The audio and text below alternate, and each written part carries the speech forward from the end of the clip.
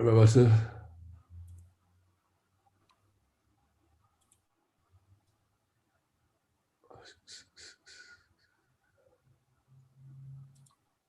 Yeah. It's at the bottom, you know, where it says allow you to share a screen. Down here? Bottom? Yeah, it's a share screen. Right. Okay, good. All right. So, what else are we supposed to do now? Oh, this is Mr. Robinson, is it? Yeah. All right. Oh, I need to make a correction. Center. Okay.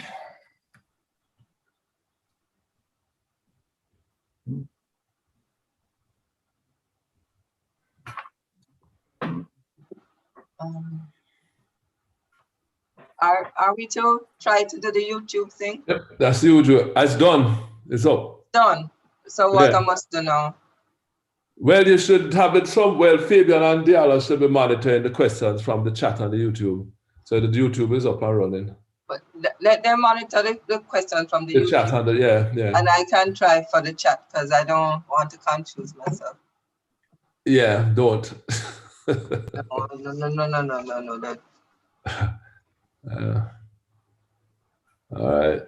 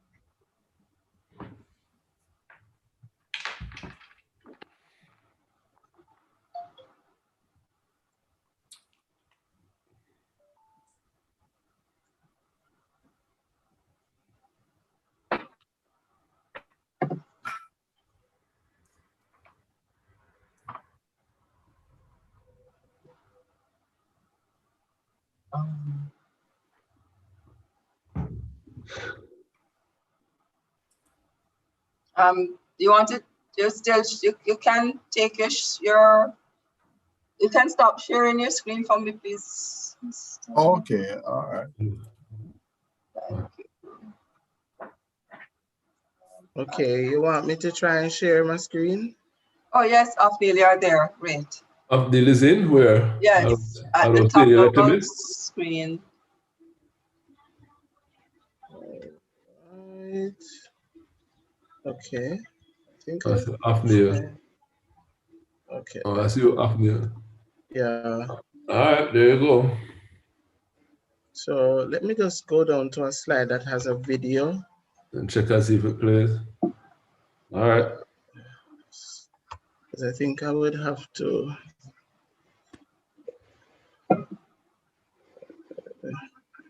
Let me turn on computer sound. Share sound.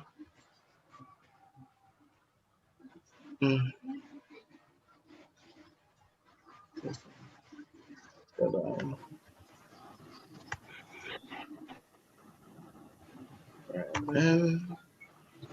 Does this one have sound? Yeah, this one has sound.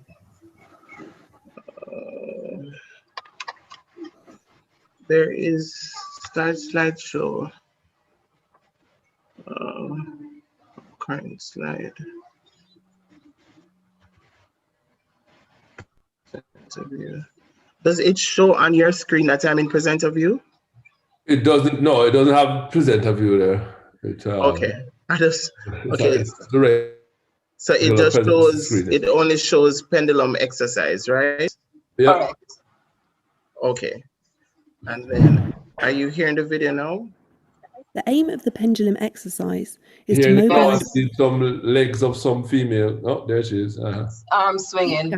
Yeah. Weight rest on So you're not hearing the injured shoulder. talking? Yeah, man. Body We're weight hearing it. shifts from the feet. I think the to an- focus win is on the arms. Not What's very that? clear. Standing with the feet level at shoulder width, transferring the weight from the right to the left can be used to Good. increase side movement. It's good? Good. Okay.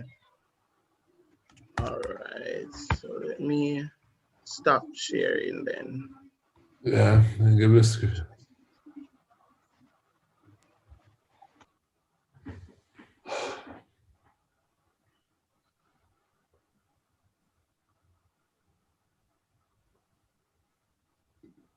All right, 1 minute to launch, Joan. So. Okay. Hi, Joan. Hi. Good afternoon, everyone. And then Joe makes sure to advise everybody when they're not presenting and for our guests to keep them videos off and to mute their mics. So yeah. I'm monitoring that. Yes, sir, will do.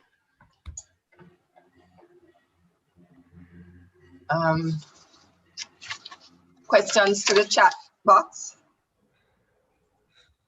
Are we taking raise hands for somebody to speak for a question? No, I've thought with us. Well, the decision to Chat me. box The decision only. to me. Yeah, questions in the chat box, and this easier. And Fabian and Diallo monitor. Okay.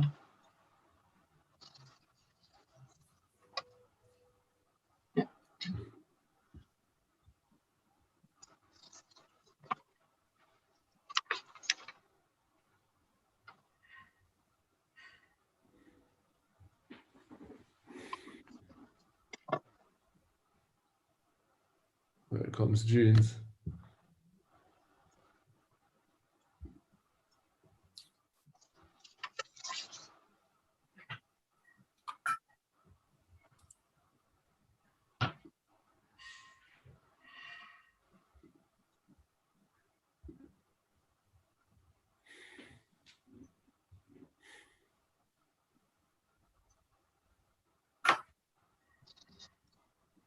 Julian, we're only seeing the top of your head.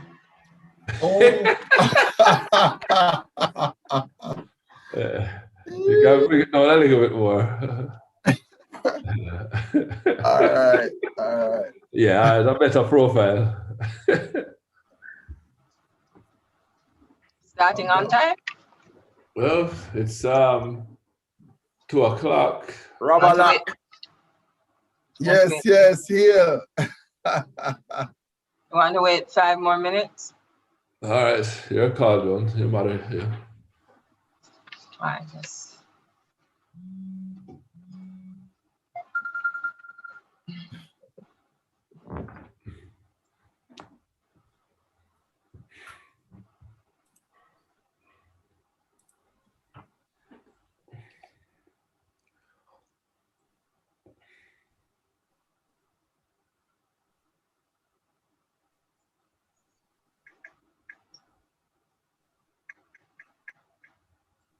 Yeah. Audrey Brown having some issues with her laptop. Joining by phone. Okay.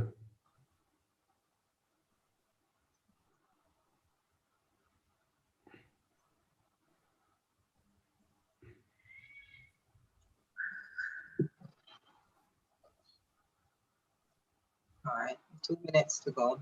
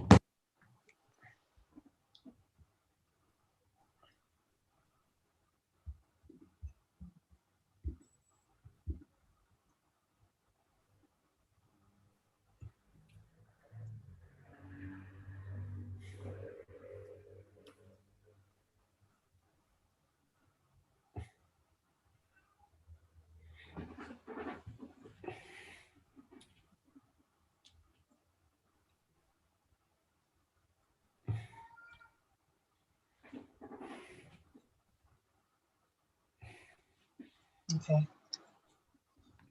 Good afternoon, everyone, and welcome to the Jamaica Association of Sports Medicine's quarterly educational series called Keeping Pace.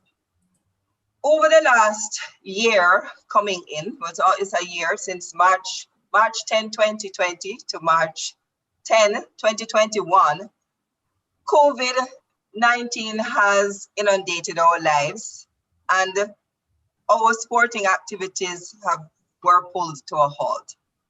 As we realize, those have just getting started again.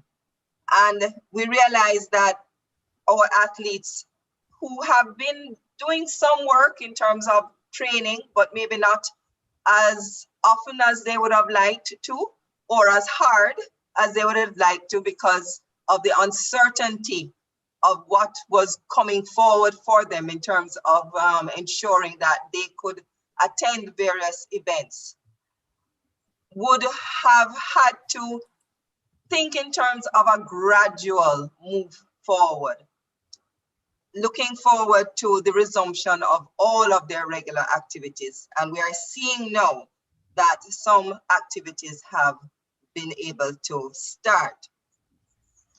One of the things that we can't get away from is that if you are an athlete, there may be some time in your life when you will have an injury. So today we want to look at our throws athlete. We want to look at what it takes. What do these athletes have to go through in their training? And if they have an injury, what areas are most likely to be affected and what the management will be. So we have a very knowledgeable panel for you today. We have our throws coach, Mr. Julian Robinson, our sports medicine specialist and orthopedic surgeon, Dr. Akshay Mansingh, and our physical therapist working out of GC Foster, Mr. Othniel Lamont.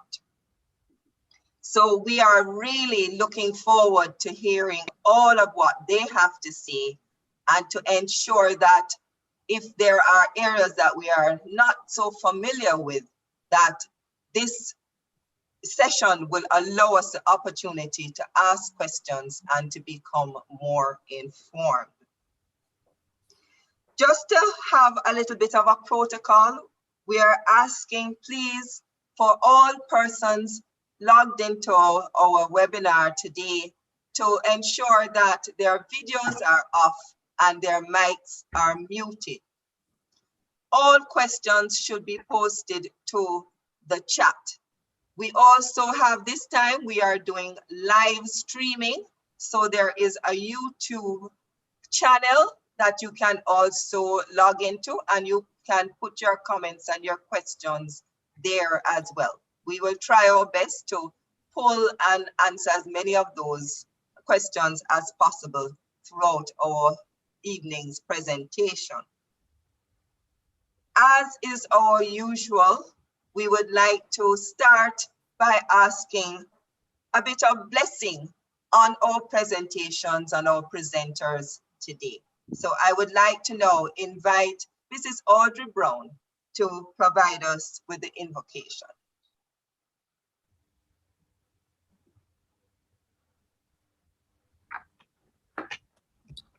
Good afternoon, everyone. Afternoon, Audrey. Okay, let us bow our heads in prayer. Father in heaven, how we love you. Blessed be you, Lord God Almighty, who reigns forevermore. We thank you, Lord, for today and for bringing us to this event made possible by the backing of so many sporting stakeholders. We give thanks for the facility of the JOA through Mr. Henry, by whom we launch our JSM YouTube channel this moment and the website to come. We pray all work seamlessly together with the Zoom platform. We give thanks for the facility of the SDF, who has financially powered us through all these 4 decades to the present. We do not take it for granted. Thank you, Father, for the rest of us, sporting associations and federations and institutions of learning and research, who along with the ministries involved with health and sport, have combined our efforts locally, regionally, and globally to each create our peculiar pandemic protocols for the return of sport. All of us and always working for the sake of our athletes. Thank you, Father, that in this togetherness, every one of us achieves more. Thank you for this period to know that this is what it is all about, and may we not soon forget. May we not soon forget, Father, given the advent of the vaccines and the promises that they present. May this level of discipline and togetherness together towards sport continue, that our athletes may be proud of us, sport administrators, practitioners, and partners. We thank you for the offering of our ensuing presenters and ask that you bless them with clarity and understanding, that we may likewise receive it and further apply it. These mercies we ask in Jesus' name, amen. Amen. Amen. I would now like to invite our moderator, Dr. Kevin Wynne Jones, who is the president of the Jamaica Association of Sports Medicine, to introduce our first speaker.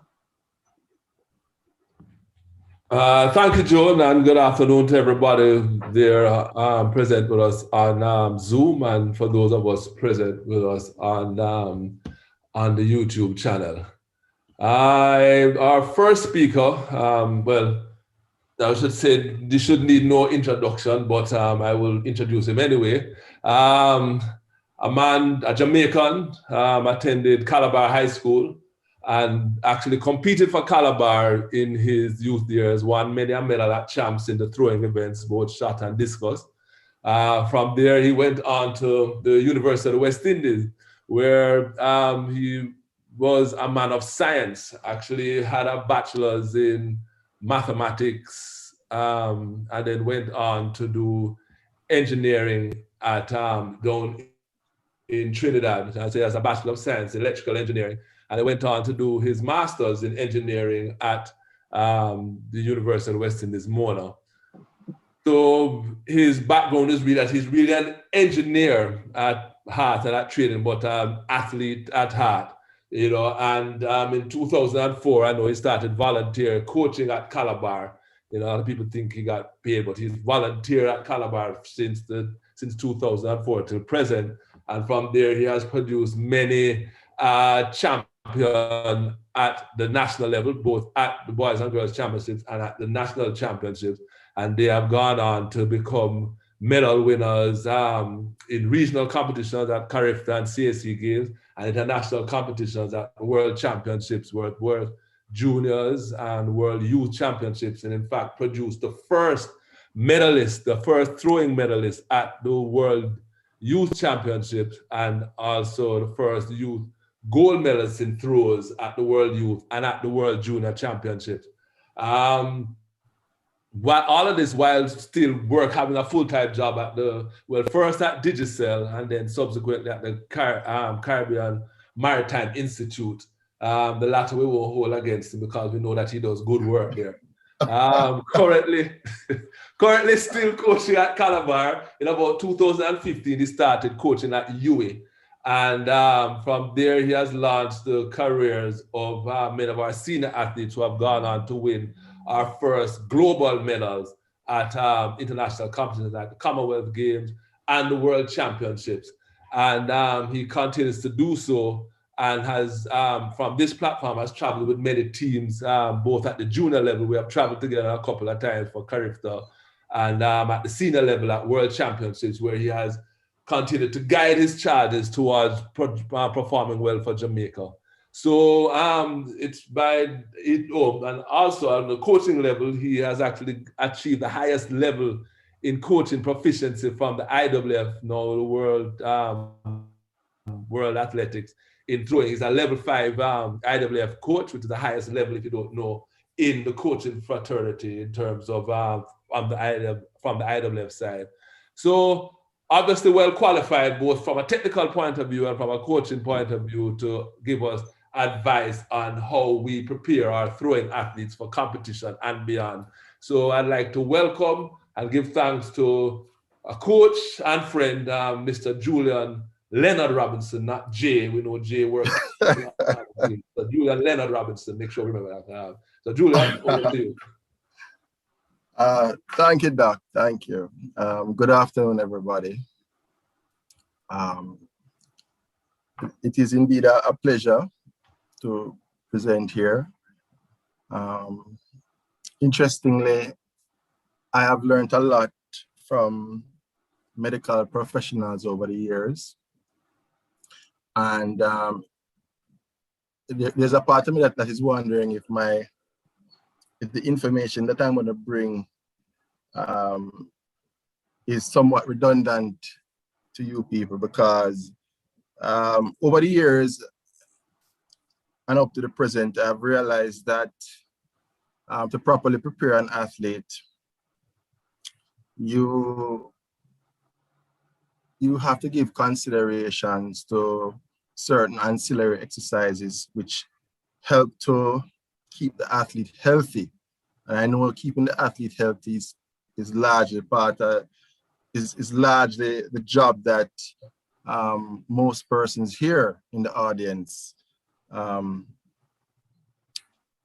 are responsible for, keeping athletes healthy and maintaining fitness. But as a coach, I have discovered over the years that the coach has to pay attention to this, and the training plan must consider certain exercises which are intended to keep the athlete healthy.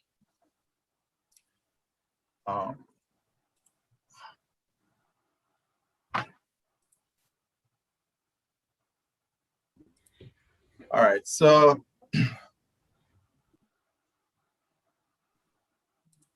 the presentation is conditioning for throwing events. When I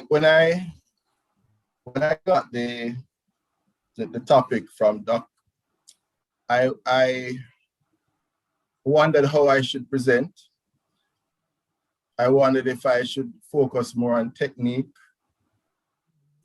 or look at the throwing event from a holistic point of view, and I decided on the latter. All right. So in this presentation, I am going to look at how do we produce farther throws. How do we produce farther throws? And that is the aim of all throws coaches. The farther the implement goes, the better it is, and he or she who throws the farthest will win. So the focus is how to produce farther throws, right? As I hinted earlier, over the years, I have discovered that the coach cannot just focus on the technique. The coach has to focus, the coach has to look at the athlete in a holistic way. The coach has to make sure that the athlete is equipped to do what he or she wants the athlete to do. All right. The athlete must be obviously strong and explosive, but the athlete must also be balanced. The athlete must also have a strong core. The athlete must also be flexible. The athlete must also be healthy. There are a lot of things that go into producing far throws.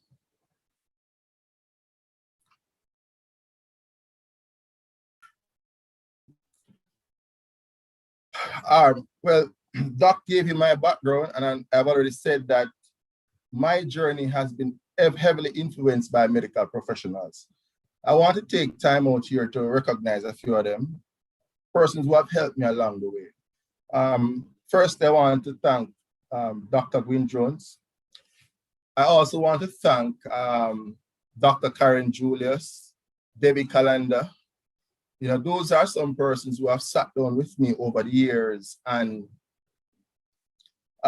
explained to me the importance of not just focusing on the major lifts, but also the minor lifts and the benefits that those exercises can have and will have in performance.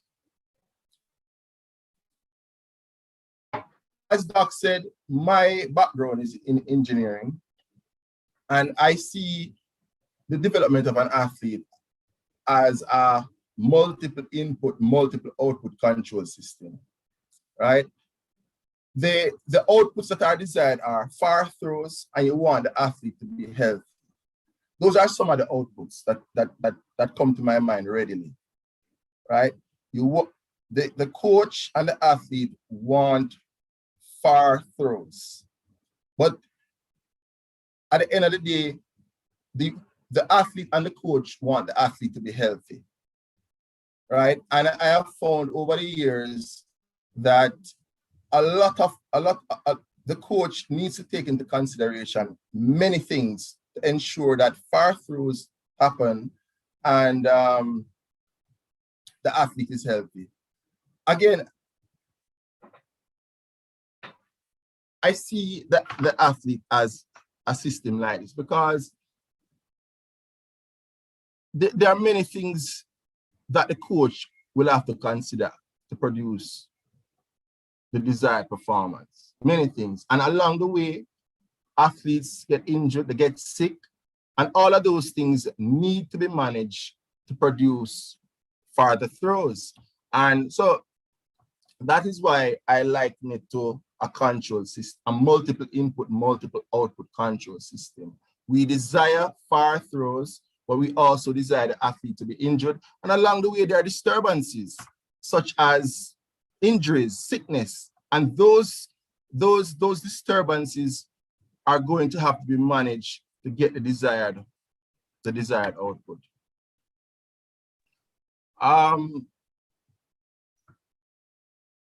To develop a successful throwing plan is not easy, and it requires a lot of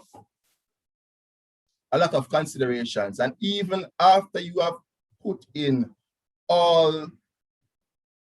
even after you have addressed and designed the best throwing plan, that still does not guarantee that you will get the outcome that you want. All right. Now, to produce far throws, to produce a far throw, one of the things that must be in place is release velocity. All right. With all the throws, the main determinant of a far throw is the speed at which the implement leaves the thrower. And there are many things to consider to ensure that the implement leaves the thrower at its maximum speed. For those persons, some persons may say readily that the person has to be big and strong and muscle bound, right? But there are other considerations that I have hinted at. There are other considerations that I have hinted at if we are going to attain that maximum speed at release. You know, the coach, in addition to resistance training, the coach has to make sure the athlete is flexible. The coach has to make sure that the athlete core is strong. The coach has to make sure, and the athlete has to do the training, right? So there are many things that come into play in producing a far throw, and obviously technique. So to obtain maximum speed at release, there are many considerations: technique, strength and power, core strength, flexibility, all of those things and more. The coach has to take into consideration in designing the training plan that will produce this performance. Here, this formula right here supports what I am saying, that the maximum distance, or the distance that the maximum speed will produce, is dependent heavily on the speed at release. The speed at release is important in producing far throws. And again, I'm saying there are many inputs that must happen to produce this speed.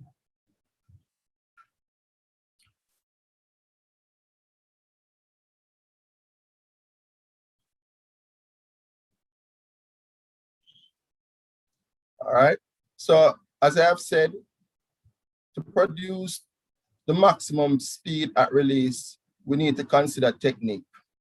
Technique is one consideration that we will have to consider, or that must be taken into account to produce far throws.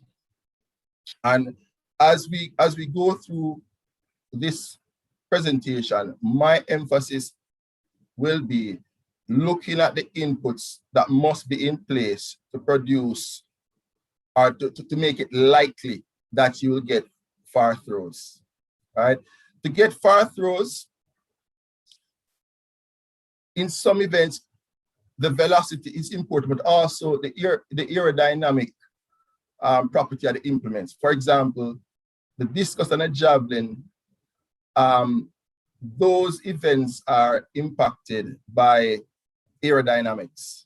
So although I have said the speed is important, there are other inputs that there are other factors that are important, such as aerodynamics in some of the events. But largely, the speed at release is the most significant determinant in producing far throws. And for that to happen, the technique must be good, and physically, the athlete must be in shape to do that. All right, one of the things that we'll have to consider is the energy system. We have to make certain that we train right energy system. There are some coaches who spend a lot of time training a thrower by having them run cross country. That doesn't make sense. The energy system that impacts how far the thrower throws, or the energy system that relates most to the thrower, right, is the anaerobic energy system, anaerobic phosphagen energy system. The throws are completed in a relatively short period of time, and the energy system that corresponds to that is the anaerobic phosphagen energy system. So that energy system must be trained. We should not be foolish and train the thrower like the thrower is a cross-country athlete, because that would be a waste of time. And unfortunately, some persons do that, they see it as work, but it's a waste of time. So we have to make sure we train the right energy systems. Sprinters, throwers, jumpers, those track and field groups rely on the anaerobic phosphagen energy system, right? And the system is the one right here, all right? So we see that sprinters, jumpers, throwers, they rely on it, while the quarter milers, half milers, they rely a lot more on, they rely on the phosphagen energy system, but they also rely on the glycolysis energy system as well. But the thrower, the throws coach has to make sure that the right energy system is trained. And again, when the right energy system is trained, it will put the thrower in a better position to attain maximum speed of the implement at release. Another consideration is the neuromuscular. We need to consider the fast twitch and slow twitch muscles. Throwers, well, the throws coach has to make a determination over a short period of time what type of muscle fiber the thrower has, whether it's a fast twitch or a slow twitch or a combination, and design the program to maximize the performance of those fibers.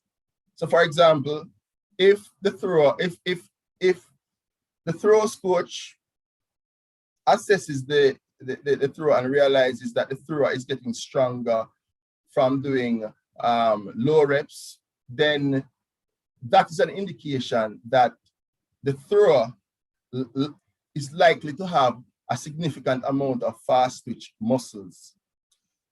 If, however, the thrower is making faster strength gains with higher reps, that's an indication that the thrower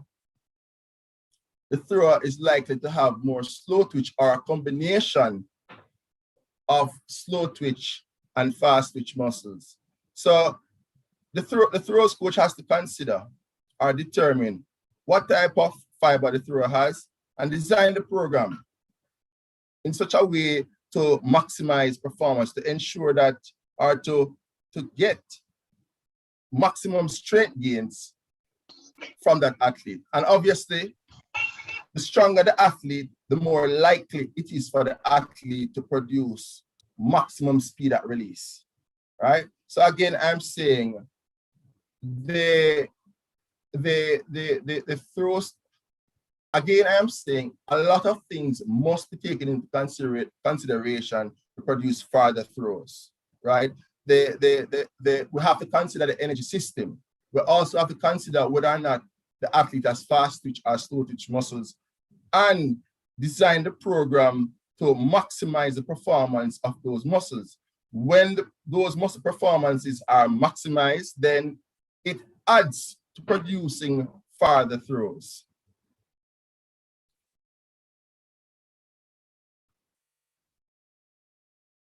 Another consideration that the throws coach must take into consideration is what is called the biomechanical classification, right? And in this area, the throws coach has to, well, for our event is what is called acyclic, right? So we have to pay attention to how the forces are sequenced.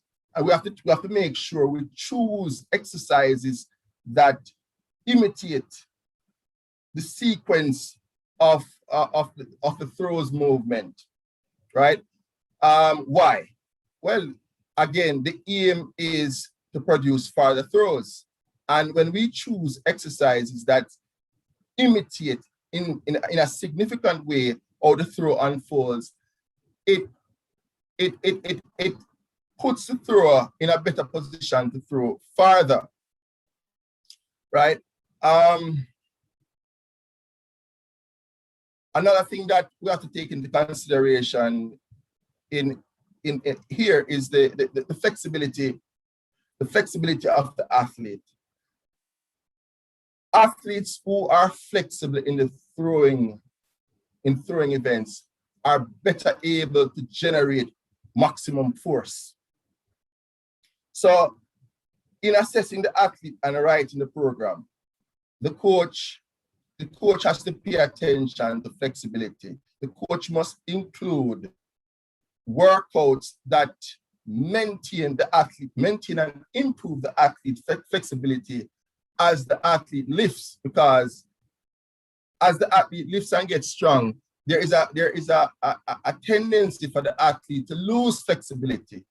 So the coach has to make sure that as the athlete gets stronger, flexibility is maintained and improved.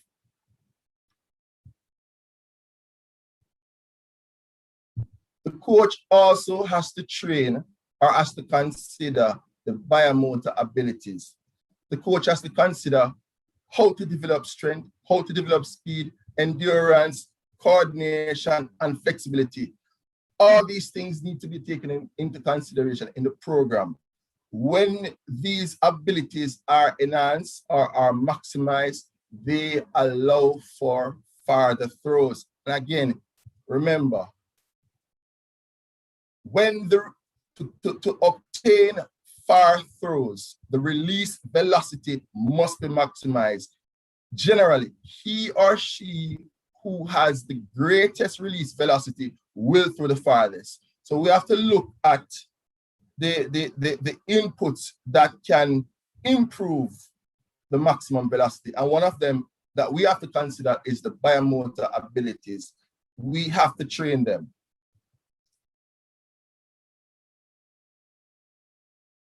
All right. In training the biomotor abilities, we need to train it. We need to implement it in the context of periodization. Right? We need to implement it in the context of periodization. So, so at the beginning of the season or the macro cycle, the throws coach needs to spend more time building muscles. The throws coach needs to spend more time building muscles, and in building muscles, typically low intensity. The throws coach is going to specify low intensity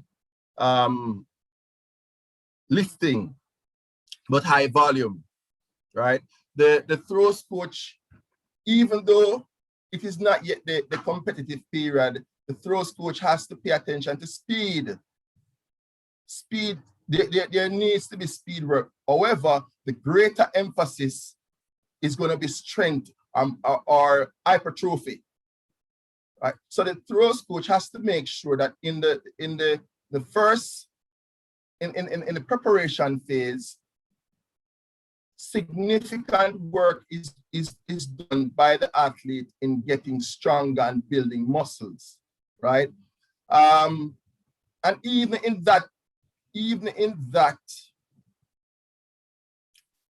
part of the training plan, there should still be plyometric work. However, the plyometric work must be low intensity plyometric work. Right? It should be low intensity plyometric work. And of course, throwing technical work should still be going on in that period. So in the preparation phase, significant work is done in building muscles. And significant work is also done in learning the technique. And by technique, I mean the throwing technique and also the lifting technique. Because the throws coach may have athletes who are starting out for the first time. So in the preparation phase, the throws coach in addition to building muscle, the throws coach may have to spend time teaching the athlete how to lift as well as how to throw. In the pre-competitive phase of the macro cycle, the volume of lifting will go down. The volume will go down slightly and the intensity goes up. The volume will go down and intensity goes up.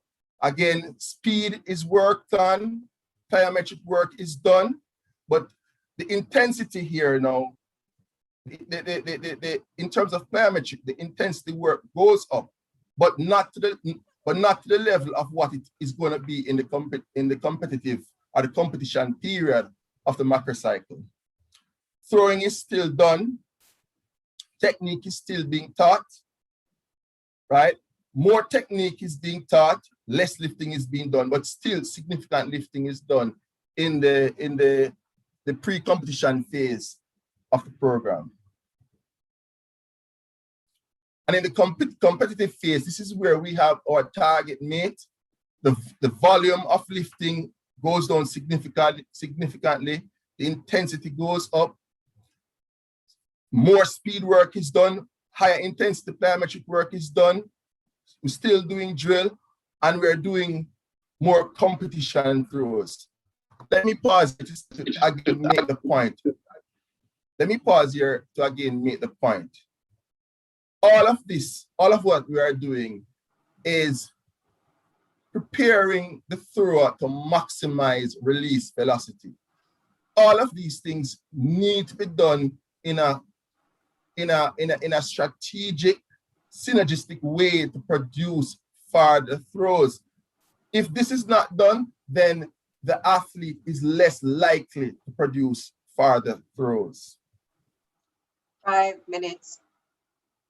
5 minutes. Now, another thing I want to talk about is general strength. As I said at the beginning, the throws coach has to pay attention to the ancillary exercises. We should not spend too much time working or paying attention to the prime movers. We have to pay attention to the little muscles, we have to pay attention to the core. So general strength work is necessary. We have to make sure we work the different planes, because if we don't do that, the athlete is likely to get injured. So we have to design our resistance training to work in all of the relevant planes.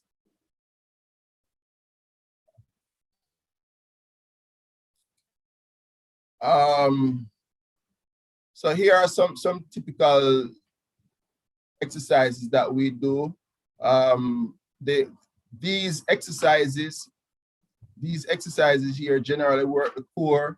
These exercises that we do work the shoulder.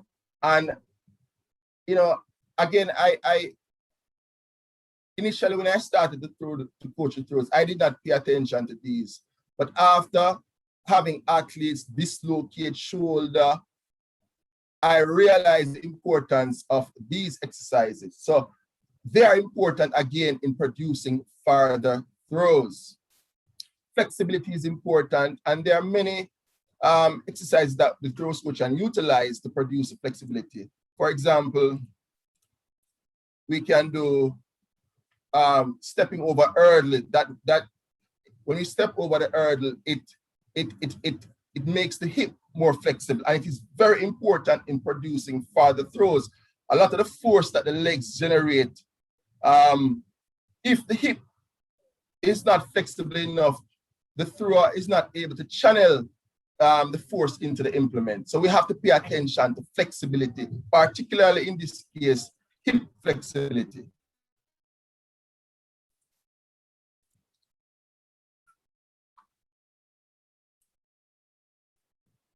All right, and here are some typical mobility exercises that we do to ensure that we have flexibility in the shoulders, in the hips, etc. All right. We do hurdle ups. Again, hurdle ups work. These hurdle ups are working.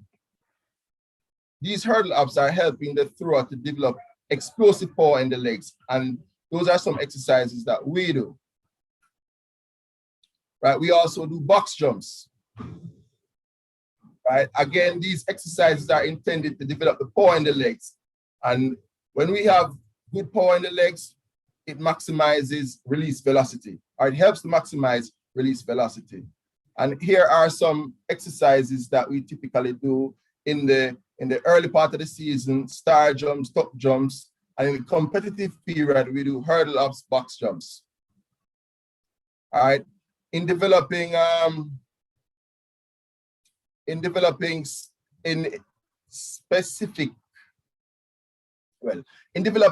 strength, we also throw overweight. And in throwing overweight implements, it helps the thrower to be strong in the way that they throw.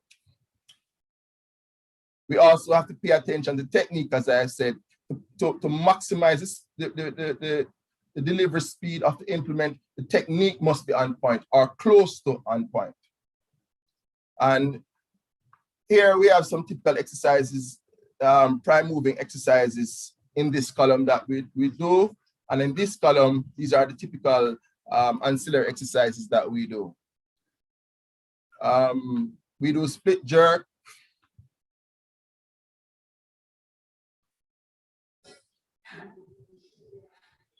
Okay. Sumo deadlifts.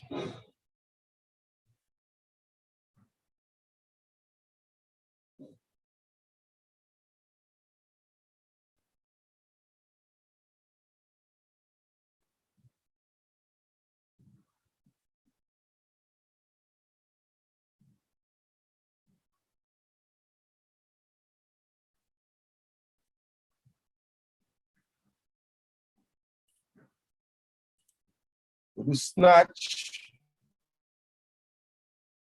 And all of these exercises are what I call prime moving exercise. They help the thrower to get stronger in some cases and more explosive.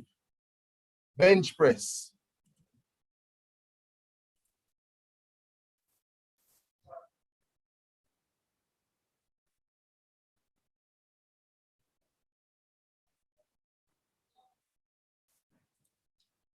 Front squats.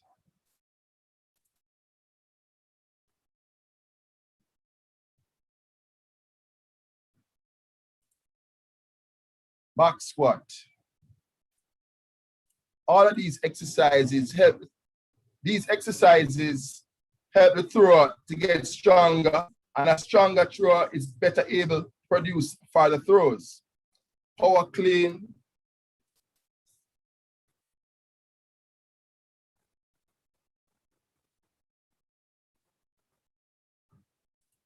All right, and that is it. Yes, I'm finished. All right, thank you very much, Julian, for that very comprehensive and very extensive presentation from the basics and the fundamentals, going all the way through to trying to optimize your throw to produce high velocity far throws. Joe, we're taking questions at this point after each presentation. Yes, we do have a question in the chat. Okay, go. From John Campbell. He's asking about flexibility. Is this general of specific areas of flexibility? Okay, all right. So like I said in the presentation, I implied it.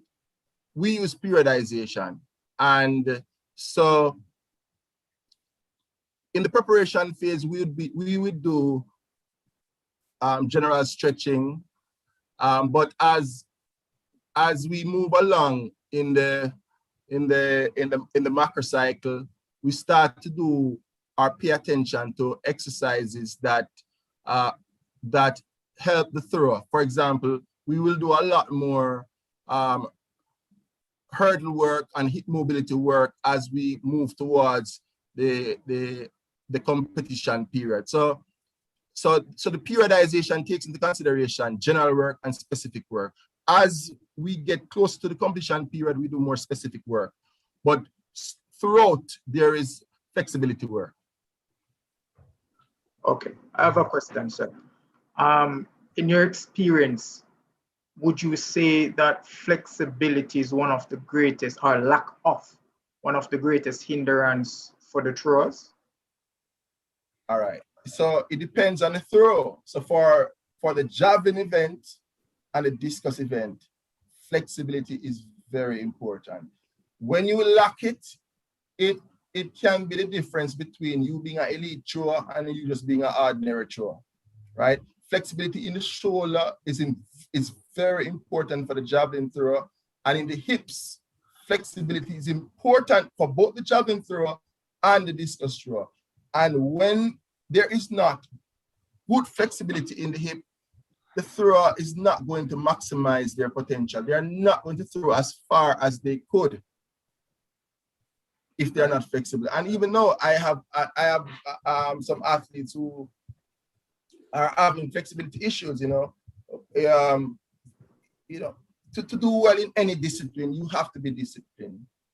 You have to be disciplined, and you have to pay attention to little things like stretching and certain work the athlete has to do in their own time. There's not enough time for them to do that training. So they have to make time when they're at home to do it. And sometimes throwers, they go to the gym, they lift, but they don't stretch afterwards. They don't take the time to make sure that they are as flexible as they should be. And after a period of time, they realize that they don't have the flexibility that they need. They cannot do things that the technique calls for.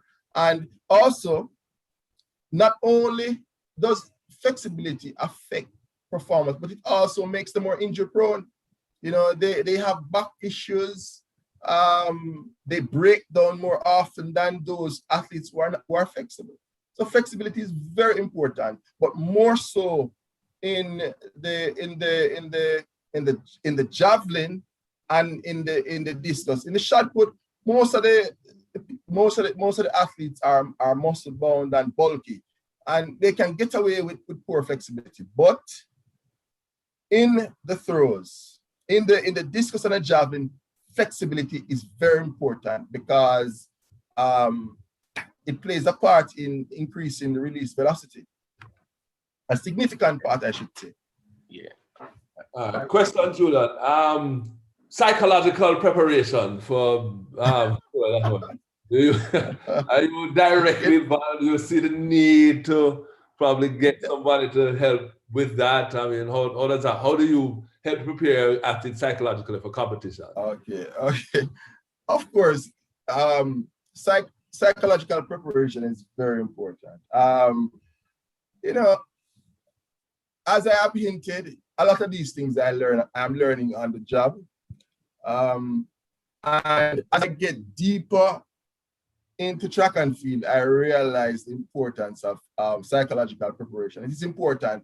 I try, but I think, so I do it, and I will tell you what I do, but I will say that I think I need a professional because I just don't have the time, and I don't have the time, and I have found that to work in that area, to work on the athlete in that area, you need time, and I don't have the time, nor am I trained to do it. But what I would do often is try and discuss with the athlete what if this happened at the meet in competition, what would you do? How would you respond? I try and introduce for example, a negative before competition, not on the doorstep of competition, but long before, just to discuss what would happen in that particular situation, and hopefully, if it happens, then they'll be prepared. that's the sort of psychological work I would do. And also just encourage them to say that, you know, you are capable, you can do it. Notwithstanding this or that failure, you can do it, you know, things like that. But obviously, and I have seen it, and I have athletes who I think really need professional help. So it is important, I would say. All right. There are no more questions. We can move on. Just a comment. Uh-huh. I remember watching an interview with Tiger Woods. And, you know, his father was his coach. His father came out of the military. And they asked him about how it was that he was able to face adverse outcomes in competition, or how to adjust while he was having an unfavorable game. And one of the things he said was that his father taught him about standard operating procedures, something that he had learned in the military. So he learned not to panic. He learned to go into an automatic mode where he had a standard operating procedure in the moment that he would use to get him through the difficult times on the course. And I think, Julian, that's something you can probably institute in your coaching. You ask a question, what if? And then give them a tool, a standard operating procedure to proceed through the difficult times. Yeah. Well, I mean, that a coach can do. I don't know. We do need psychological counseling and therapy in our athletes. Yeah.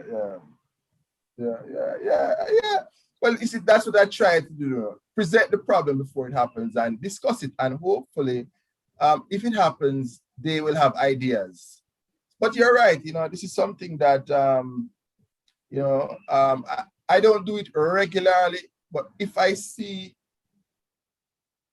observe that an athlete is frequently not performing according to their potential, then, you know, I'll start to have those discussions, those what if discussions.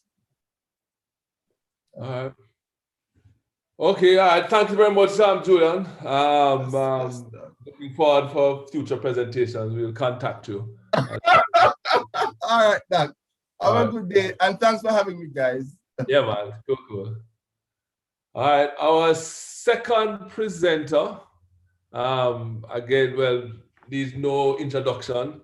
A Jamaican, I like to say a Jamaican who went to Jamaica College, as they'd like to say at Jamaica College, whose school is so important that they named the country after the school. From there, he went on to the University of the West Indies, where he did his Bachelor of Medicine and Surgery, and then he went on to specialize in orthopedics.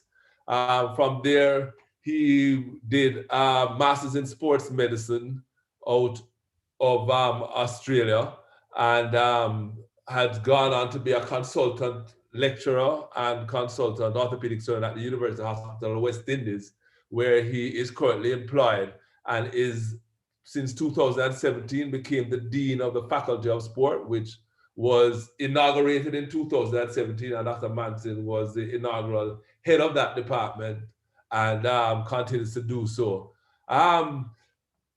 A lot more can be said about Dr. Mansing in terms of his work, organizations he's a part of. He's a part of just about every cricket organization nationally, regionally, and internationally. So he works both with the Jamaica Cricket Board of Control, West Indies Cricket, and also International Cricket Council. He serves in that capacity as on the Therapeutic Use Exemption Committee for Doping in the ICC, and also has directorial roles with the ICC. I must say I didn't want to age him, but Dr. Mansing, and not to say that he's over, Dr. Mansing taught me when I was in the residence, and part of what I've become should blame on him. So if you like some of that, then you should take your hats off to him. All right, so without further ado, we'd like to ask Dr. Mansing to come and give his presentation to the audience. Dr. Mansingh.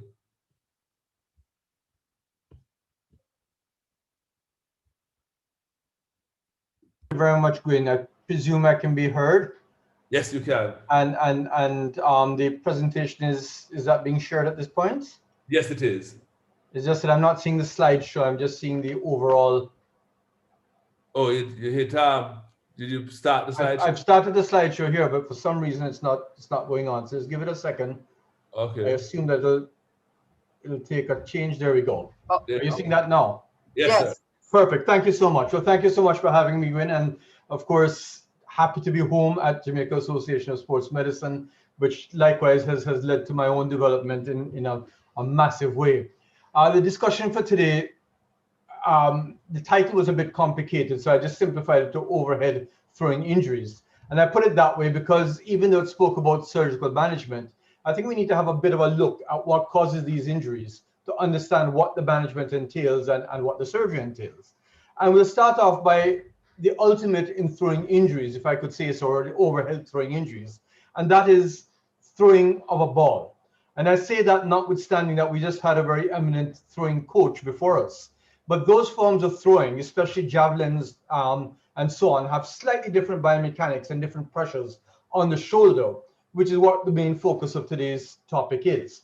So if you look at pitching in something like baseball or throwing a ball of any sort, it involves a certain set of actions. And the first thing to appreciate is that these actions are initiated at the foot and are carried through the entire biomechanical chain, so that you go from the foot to the lower body, to the trunk, to the scapular, shoulder, and the follow-through. But as far as shoulder injuries are concerned, if you look at this early cocking phase, I'm going to ask again if you're seeing my pointer. Yes. Yeah. So if you look at the early cocking phase here, you can see where the hand is actually externally rotated and abducted. And if you just imagine what goes on inside the shoulder, there's a lot of compression taking place there. And then as you go through the throw, a lot of that force is translated anteriorly, and we'll go through this in detail again, causing a lot of pressure within the shoulder itself. And this really is the mainstay of most injuries in the overhead throwing athlete, as opposed to this rather graceful action, which is somebody bowling in cricket, and to some extent similar in javelin as well, whereby there's a run-up, there is a flight phase, then there's in cricket what you call back foot contact, mid-delivery, and all of this is taking place without the shoulder really being involved. Front foot contact, and while there's front foot contact, the arm is levered without bending the elbow, hopefully, until really ball release and then finally follow through. And as you can see, as far as the shoulder is concerned, the compressive forces on the shoulder are not as great as the compressive forces on the back. And therefore, shoulder injuries in fast bowlers in particular was seen more associated with the fast bowler bowling a brilliant over and being sent to the boundary at fine leg or third man, and then having to pick up the ball and hurl it into the wicketkeeper using that same throwing mechanism that you see below here. And that's really what used to cause their injuries. So just going through the biomechanics of throwing with regards to injury itself, as I mentioned, it involves throwing from an entire chain, starting from the lower limbs and going up to the shoulder. The shoulder itself involves excessive rotation in abduction with a lot of forces taking place. As I mentioned, you have repetitive torque. So it's not just one action that causes this injury, but in fact, the fact that they have to do it over and over and over again. And if you look at elite baseball, for example, it is very rare for a pitcher to complete all 9 innings. They usually bring in a relief pitcher after about after about 7 innings. Or if the pitcher does go through the whole game, it is almost unheard of for him to pitch back-to-back in matches, because the amount of trauma, this repetitive torque, compression, distraction, and translation that takes place has a cumulative effect as well. The other thing to bear in mind is that if you're involved in a throwing action, and I add with this any overhead athlete, which includes swimmers, if you do this from a very young age and you do it repetitively, you develop significant adaptive changes in the shoulder.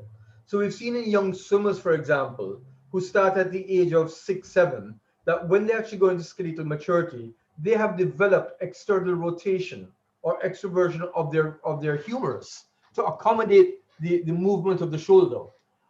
In baseballers, pitchers, and in other throwing athletes, you will see adaptive changes in the rotator cuff and anatomy within the shoulder, which may to the sort of uninitiated look like pathology, but in fact it is a change towards adapting to their throwing.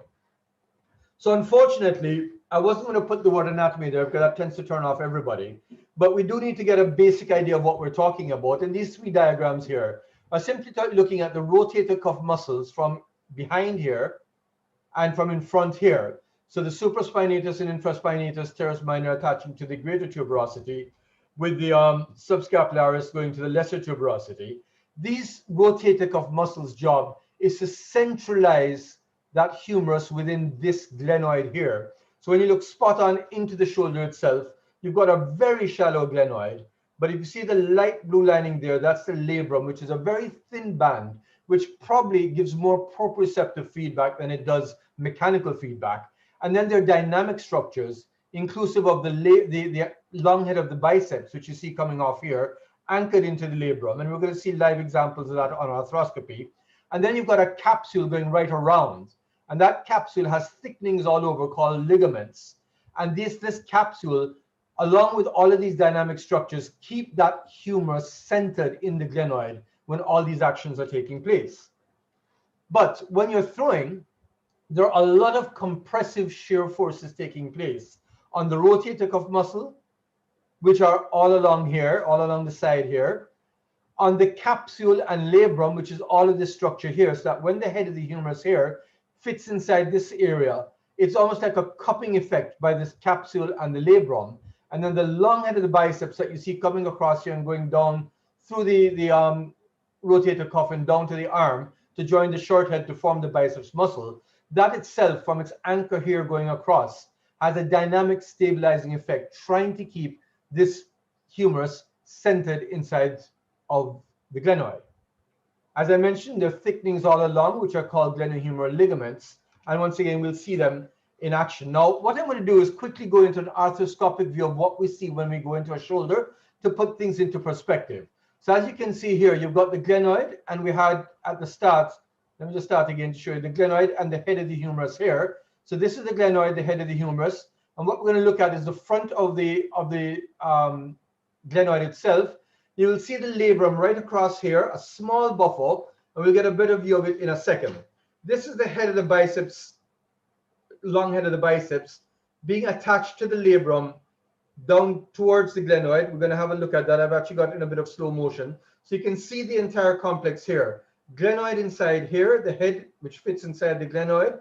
You've got the labrum coming up the side, and you've got the what we call the anchor of the biceps tendon, long head of the biceps, which goes into the labrum to provide stability on top of the shoulder. And I'm showing this because when we look at the pathology, it'll become a bit more relevant to you. I'm now going to the inferior recess of the joint outside of the glenoid to show the ligaments, so that when you look outside, you can see thickenings in the capsule, which are ligaments holding, which tighten when the throwing action takes place. And then I'm going to go to the top of the humerus, and there you're seeing the rotator cuff muscle attached from on top and the side. And you can tell that this is nicely intact because you can see air bubbles that don't escape because there's no hole in the rotator cuff.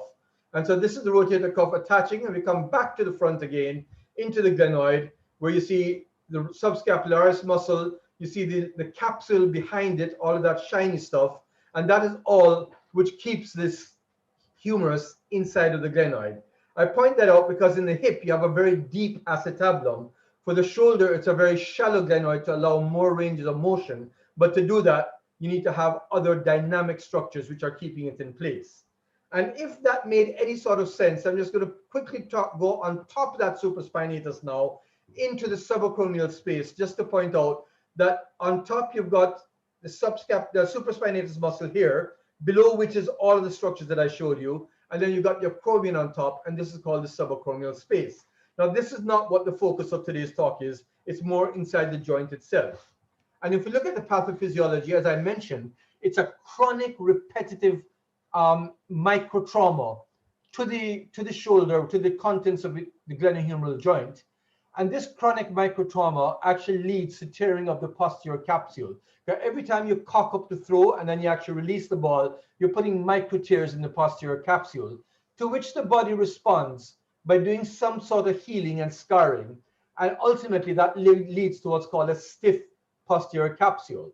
And if you're not careful, the athlete, the throwing athlete, will actually go on to something called glenohumeral internal rotation deficit, which means that when you examine them, they actually have a deficit in internal rotation. So that every time they go to throw, they can't actually follow through that much, and that puts a lot more force onto the back of the shoulder. But while we're talking about the stresses on the back of the shoulder, as I showed you that when you actually release the ball and then you go into the deceleration phase, there are a lot of anterior shear forces. And that leads to stress on the labrum in front that I showed you, and we'll look at examples of it, and anterior instability and injury to that biceps long head tendon that I showed you. Of course, stress on the rotator cuff with time will lead to partial tears. It is not common for throwing athletes to get complete tears of the rotator cuff unless there's an extraordinary traumatic event, usually not related to the throwing, but for example, them lifting a weight which suddenly gives way, and therefore there's a sudden jerk on the arm. Usually what you'll see are partial tears. And so if you can appreciate this, then I think you'll get an idea of what we're talking about when we look at the actual pathology. So going through the throwing once again, you can see this arm cocked. It is externally rotated and abducted. And what that is doing when you have this rotation taking place is putting a lot of pressure in the back here. You've got the humerus, you've got the glenoid. And if you look at it here now in a different way, that is the humerus there. This is the back of the shoulder. We're looking at this area here. You've got the humerus here. You've got the bony glenoid here.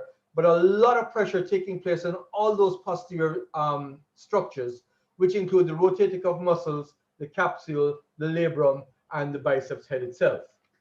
So what that leads to is what's called internal impingement, which is very classical in a throwing athlete. Now, the type of throwing injuries you get are either just due to internal impingement, which, as I said, were from that cock-up phase that you see in this picture down in the bottom left. Picture, not picture. Internal impingement with acquired anterior instability, which is what happens when he releases and you feel that translation taking place in the front of the joint, or you can get multi-directional instability where the entire capsule becomes very, very lax, and therefore the shoulder can move around quite a bit in the glenoid, and that itself has injuries associated with it. So one last look at this internal impingement. This is the normal layout of the shoulder, the glenoid being over here, excuse me, the humerus being here. You've got all the various ligaments inside here. You've got the supraspinatus muscle and the rotator cuff muscles coming here. But when you go into that throwing action, which is elevating the arm, abducting it, and externally rotating, you can see that these structures here are the ones that are getting squeezed into internal rotation. So when you've got that internal impingement, those same posterior structures that I was trying to show you here are inside looking like this. Once again, the humerus here, the glenoid is inside the bottom here.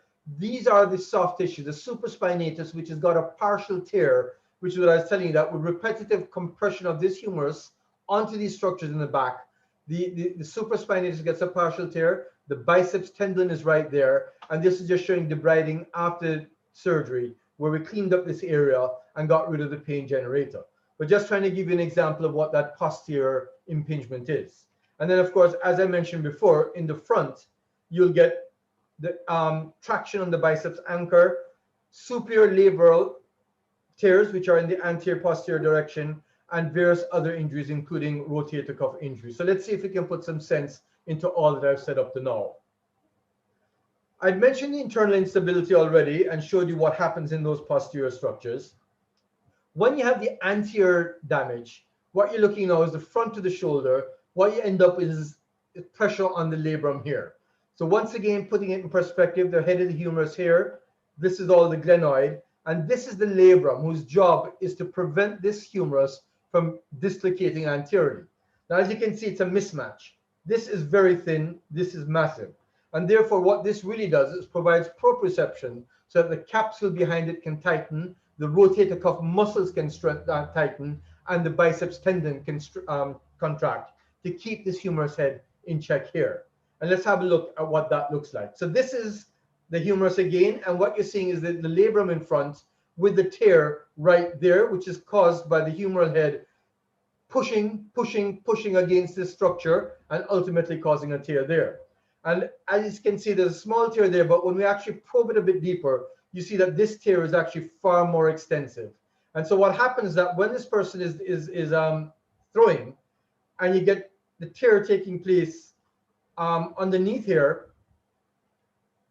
there's no block left for the humerus. So it's able to go further and further over. And if this tear remains, it either causes instability of the shoulder, or in actual performance criteria, there's no end point for the shoulder to stop, and you actually lose some of the power in your throw because this has been taken off of the bone. This is called a Bankart lesion or a labral tear. And so what we have to do in this case is to roughen up the edges of the glenoid and try to get this to heal back again. Roughen it up to get some bleeding. And then we use this structure called the suture anchor, which is just a little anchor that was put inside. You see a second one going in, which has some stitches attached to it. And that allows us to pass an instrument through the labrum, catch the ends of the suture itself, and then take it through the labrum and tie the knot behind it so that you can form that buffer again. And so what I'm doing is taking these sutures through this throwing athlete. And then once we've done it, we tie the knots behind the labrum. And so what you're going to end up is what you see here, which is the labrum back intact, not peeling off again. So that will be debrided, and that labrum you see being pulled there is nicely intact again. Oops, sorry. And therefore is not going to be unstable again. I think I've overdid that thing at the point of crescendo. So here we go. So the point being made was that as we got into, where are we here now? This is where we had reached. So this is where the labrum has been repaired. This will then reattach to the bone, because that's why we roughen up the end of the bone. And you've got this bumper back on again. So that when the person starts throwing, this will once again provide the labral feedback. So what I was showing you here was a labral tear and how that was dealt with. But unfortunately, sometimes the labrum is so badly damaged, as you'll see here, that it's actually deficient. So you saw a bit of the labrum at the start of this video right there, but the rest of the glenoid is devoid of any labrum at all, which has just been completely damaged until you come all the way to the end of the glenoid here, where you see a bit of labrum over there as well. So there's a great deficiency here, which what we're going to have to do is to tighten the shoulder by bringing in the capsule. So in go our suture anchors again, but remember there's no labrum to attach it to. And so once we put in those suture anchors, and you can see the biceps in the back there, once we put in the suture anchors, we then have to take a bit of the capsule itself from the back and once again do our suturing procedure. And what we're doing now is taking the capsule and attaching that to the glenoid, as you can see here, and that is causing the bump, that is causing the buffer, and that is what's going to tighten the shoulder and prevent the shoulder from being unstable. But as you'll realize later, this is good to provide stability, but it has a negative effect on the actual throwing of the athlete. I think this is one last video before we go on to further discussions looking at a slap lesion. So that is the biceps tendon, which I'm just going to back up to so that we can appreciate that a bit better. So here you've got your labrum here, and that's the long head of the biceps coming on, attaching to the labrum. And the importance of that is that in that stabilization, when this contracts, it holds down the head of the humerus into the glenoid itself. So this all needs to be intact to provide that proprioception as well. And once again, when we examine, you can see how tattered the labrum and the biceps anchor is. And indeed, when we clean this area up with a shaver, which you're going to see in a second, so I'm just showing the tear of the labrum and the biceps attachment to the glenoid. When we clean that up, we get rid of all the loose tattered tissue and we're left with this rim here. We go through much of the same procedure, excuse me, of roughening up the edges of the glenoid, putting in our suture anchors, and then reattaching this by tying it to the back. And so now what you've got is pulling through your sutures, and the end product, which is this, which is that you've got a nice firm buffer here, and you've reattached the anchor of the biceps tendon. So those are the sort of surgical procedures to restore that instability. I showed you the debriding of the partial tear of the supraspinatus of the posterior impingement a while before, and you can see stability here. Now, of course, this person is not ready to throw at this stage. They have to go through a long period of immobilization so that this can heal back to the bone. That will lead to a bit of shoulder stiffness, and the physiotherapist comes in very early to get back that range of motion. But this person is not expected to throw for a good 4 to 6 months after the procedure has taken place. The last injury then, so I mentioned posterior impingement. I mentioned posterior impingement with anterior instability. And then you've got what's called anterior or multidirectional instability, where if the person has anterior instability, which is what I showed you there a while ago with the labral tear, they typically present with what's called a dead arm, which means that when they go to throw the ball, the arm just falls down. And that's because if you can imagine, as you're cocking up to throw the ball, that humerus is trying to go a bit anterior. And because that buffer, the labrum, is not there with all of its supporting structures, is not there to stop it, the arm just drops because you feel pain and you're just not able to throw. And if you push through it, you'll see some improvement with throwing, but they always have pain at the start of their throw. That's in contrast with people who will throw and then feel pain after they release the ball in the back of their shoulder, and that's related to the posterior instability. So anterior instability, dead arm and pain on starting a throw, posterior instability and posterior impingement, pain at the end of the throw. And then those persons who have multidirectional instability will have things like the sulcus test, where when you pull down on the shoulder, so you have their arm by the side and you pull down, you'll see a big dimple underneath the acromion because they're just lax. The shoulder just falls below the glenoid.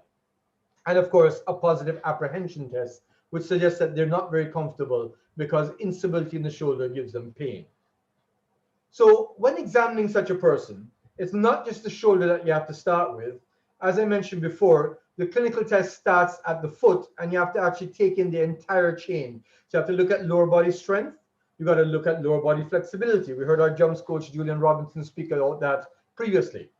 With regards to the shoulder, you've got to look at the range of motion of the shoulder, including scapular dyskinesia, because very often they've got scapular dyskinesia, weakness and lack of movement of the scapula itself, which is going to affect their throw and cause shoulder problems.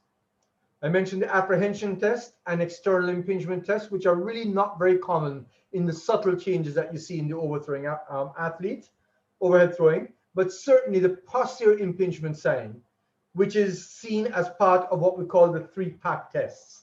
So the 3-pack tests involve active compression tests, where you ask the person to put their arms in front of them and put their dorsum of their palms together, and you push down.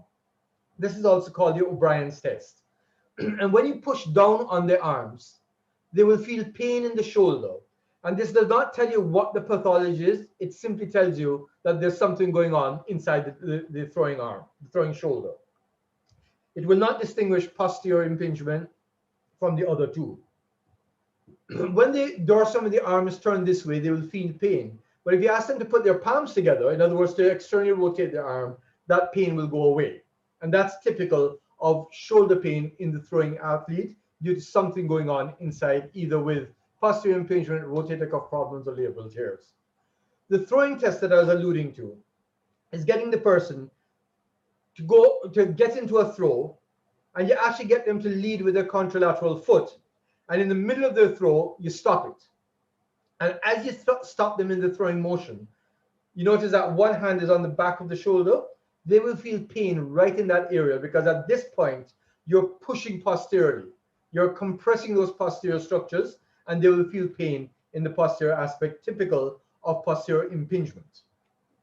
And then to complete the examination of the 3-pack test, you actually palpate the bicipital tunnel in the arm itself, because problems with the superior head of the biceps brachii can cause pain and irritation in the bicipital tunnel itself.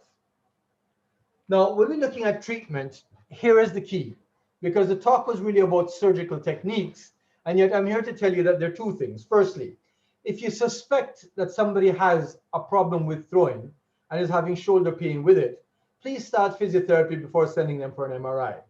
And the reason for that is that the majority of cases are treated with physiotherapy.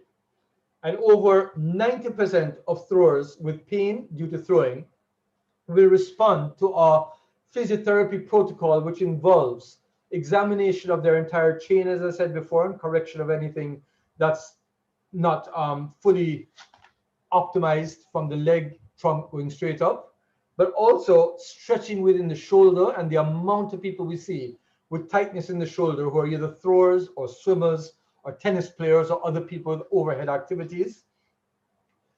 All of these players, all of these athletes will resolve to a physiotherapy program, and there's no need to send them for an MRI if it's a chronic problem.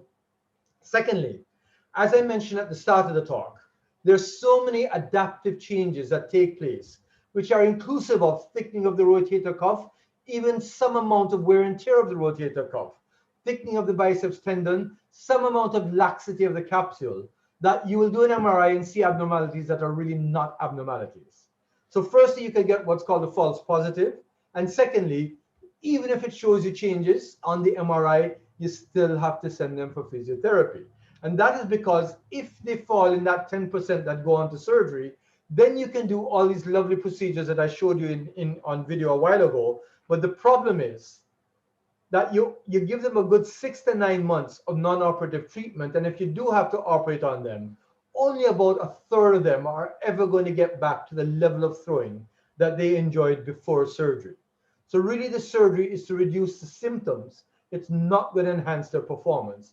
And that's why you've got to ensure that everything else, all the other things, all the other dots are lined up before you actually go into surgery, because there's a very good chance that this person is not going to go on to perform at the level that they're performing at before with regards to throwing. So I'm just going into one other pathology, which is the biceps, the long head of the biceps that can get tattered. And you can see right here that the biceps tendon that up to now you're seeing as a very shiny, nice, smooth structure is badly worn out here in association with the supraspinatus muscle on top, which is worn out as well. So if you look at it here, the biceps has a lot of wear and tear, and the muscle right next to it likewise is partially torn and has a wear and tear there as well.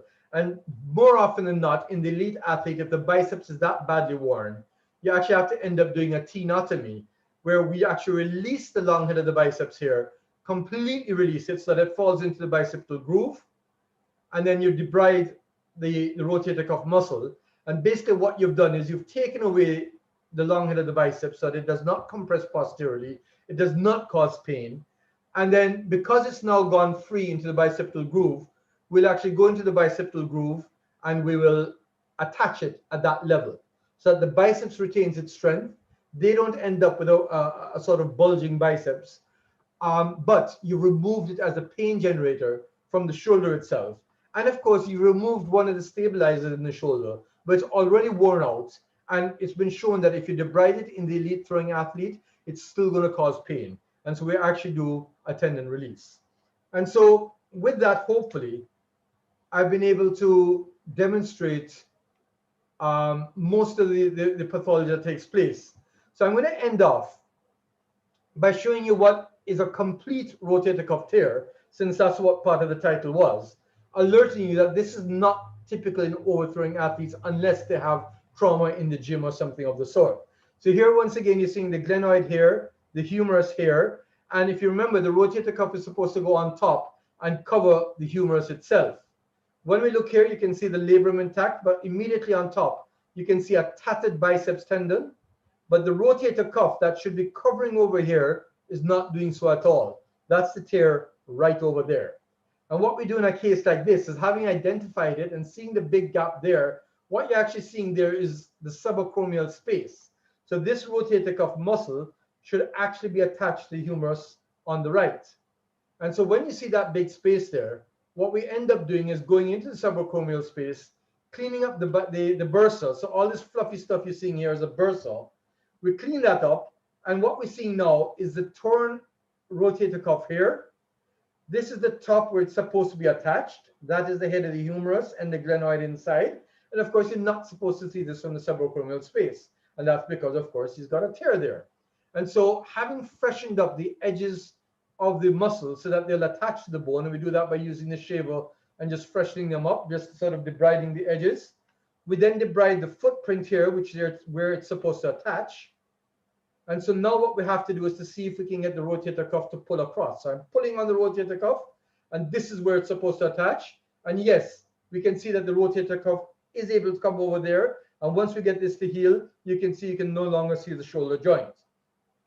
So having proven that I can get the rotator cuff across, we'll go back to our friendly suture anchors.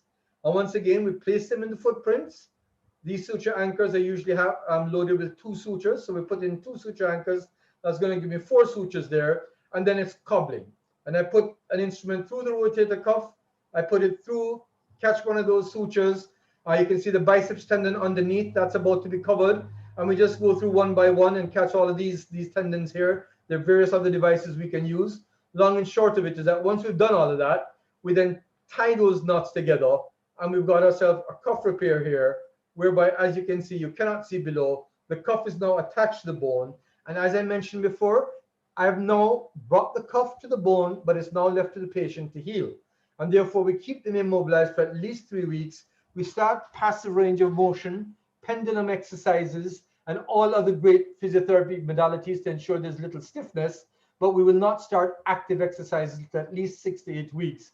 And the recovery typically is about 3 months in young athletes to up to 9 months in people who have terrible tears or a bit older.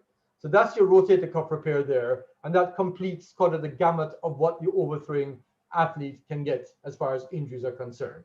So just to summarize, the throwing injuries in overhead athletes, you need to pay keen attention to their history, because that actually gives you an idea of what the pathology is. Many of them have adaptive changes that makes the abnormal the norm. Many athletes are asymptomatic instead of asymptomatic. And if you take an MRI, you'll find all sorts of pathologies, but just like COVID, they're actually asymptomatic, and you don't have to do anything unless they have problems with their throwing. I'm not talking about COVID here. You have to do an exquisite examination of the anterior posterior stability and multidimensional instability. If they do have a problem, rehab and non-operative management is the way to go, even before you start doing your MRIs, etc. And as a last resort, after 6 to 9 months, surgery is done to reduce their symptoms, but you may not be able to get them into active throwing unless it's something like I showed you there, which was a complete rotator cuff tear, which is due to something totally different, or if they've got a minor labral tear or something like that. But usually they don't go back to their level of throwing in most cases. And with that, I thank you very much and pass you back over to the chair. Thank you. Thank you very much, Dr. Mansingh.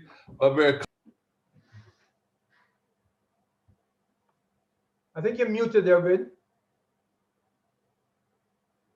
You're muted there, Gwen. Yeah. Oh, sorry. Yeah. Thanks, Dr. Mansingh, for a very visual and stimulating talk, and informative as well.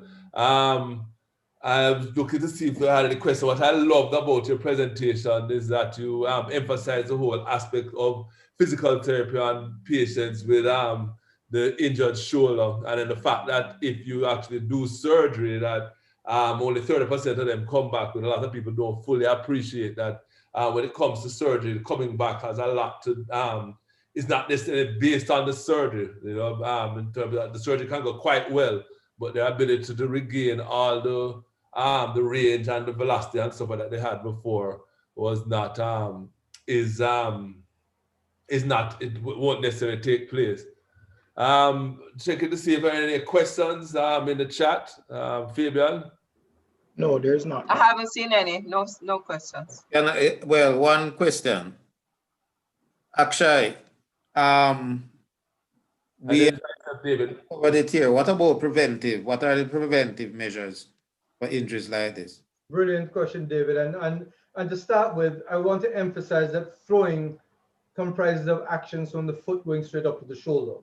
So preventative measures means optimizing that throwing chain, which means that you have to ensure that there's proper strength, flexibility, and coordination from the ankle or from foot planting, ankle, lower limb, pelvis, core strength, trunk, scapula, shoulder itself, and then the muscles of the shoulder. So the program has to involve ensuring proper flexibility, and that's first and foremost.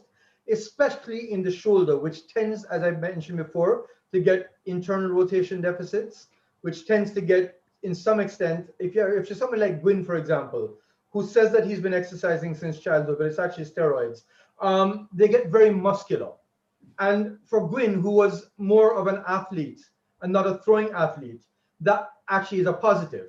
But for throwing athletes, it actually compresses their shoulder even more. And so when they're actually going through the throwing action, they can get compressive problems in the shoulder far greater than people are not as bulked up. And so therefore, when you're actually doing preventative measures, you're making sure that they've still maintained their range of motion in the shoulder. Because when you're that muscular, you're actually reducing the subacromial space and leading yourself to external impingement, which is not really what we're talking about with the throwing athlete. But I just wanted to point that out. That's not just about muscle strength, but relative muscle strength of the scapular muscles, of the rotator cuff muscles, as much as of the big bulk muscles like the deltoids you're seeing there on Gwyn. So one is flexibility, there's muscle strength right across, and the third thing is coordination. And that's where the physiotherapists are actually brilliant, because they can pick up changes in scapular movement and something firing before the other. If you want to get very scientific with it, you can actually do electromyographic studies and pick up the firing patterns. But for functional purposes, the coaches and the physiotherapists are able to pick up the firing patterns and seeing what is firing before the other and ensuring that that pattern is maintained. Once you've done that, once you've got all these things together, then obviously its workload is the next thing you've got to monitor. And as I mentioned at the start of the talk, in the elite athletes, you will not find pitchers pitching 9 innings in a game. And we keep mentioning baseball because that's where they've seen most of these injuries, and that's where most of the research has taken place. And you will not see people going out there and pitching at 90%, 100% effort in the bullpen or at practice matches. Likewise with your throwing athletes, and Julian would have alluded to this, you don't put them through 100% throwing repetitive action 5 days a week. You're going to monitor their workload while you work on other aspects of technique, etc. So very much it's conditioning, David. It's making sure that the chain is intact. It's making sure that all of the factors are efficient, and then obviously reducing the stress by monitoring your workload. Question now, Manzig. In terms of strength work after surgery, how soon you start them back on loading the shoulder? I know you say you start range for after about 3 weeks, but in terms of strength work, how soon you start them back? Yeah, the beauty about Gwyn asking a question that he knows the answers, he loads them in such a way. But you're quite, so as you would have heard emphasized, Gwyn, motion is what we said first, didn't we? Yeah. So because what happens is that you've done a repair, and all those repairs I showed you was me taking a tissue and attaching it to bone. But you have to allow that tissue to heal to the bone. Or even if you're stitching a tendon together, or you're stitching a muscle to its attachment, that has to heal. Now, the healing process obviously requires a certain amount of immobilization, but healing responds to stress. So it also needs a bit of stress. But if you overdo it by starting movement and so on, then you're going to put too much stress on your repair, and it's going to fail. So depending on how bad the pathology is, how bad the tear is, say, depending on how diseased the tissue is, typically we'll keep them immobilized for about 3 weeks. But during that time, we'll allow them to do pendulum exercises. And I'm sure that the next talk, which I don't want to preempt, is going to talk about these techniques. But we'll start them on pendulum exercises and may even start them on passive range of motion, where the rehab therapist will actually move the arm without the person actively moving them. Then depending on what the pathology is or what the repair is, you can start active exercise anytime from 3 to 6 weeks, sometimes even 8 weeks. But you're not going to get to that loading phase for at least 2 to 3 months, where you're putting bulk onto that muscle.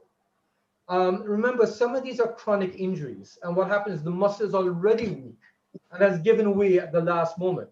But even when you repair it, it needs a lot of restoration just to get to a functional level. So thanks, Gwyn, for that question, because it's absolutely important to emphasize that you cannot start the strengthening process very early. I have a question.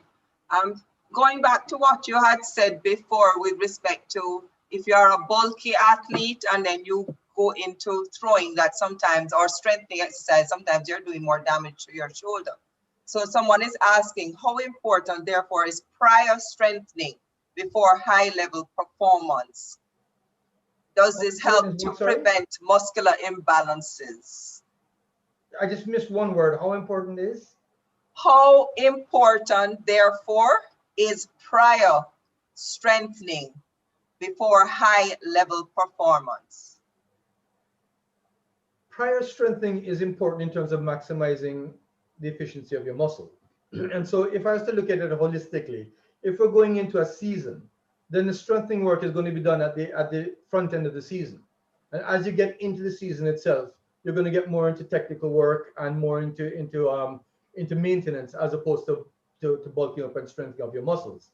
The point I was making about big bulky shoulder muscles is that whereas it's an advantage in doing in doing powering yourself when you're running, for example, when you're doing overhead activities, and the typical one is swimming, because you see swimmers with very well-developed upper bodies, and especially their shoulders, and they've actually got very thick rotator cuff muscles.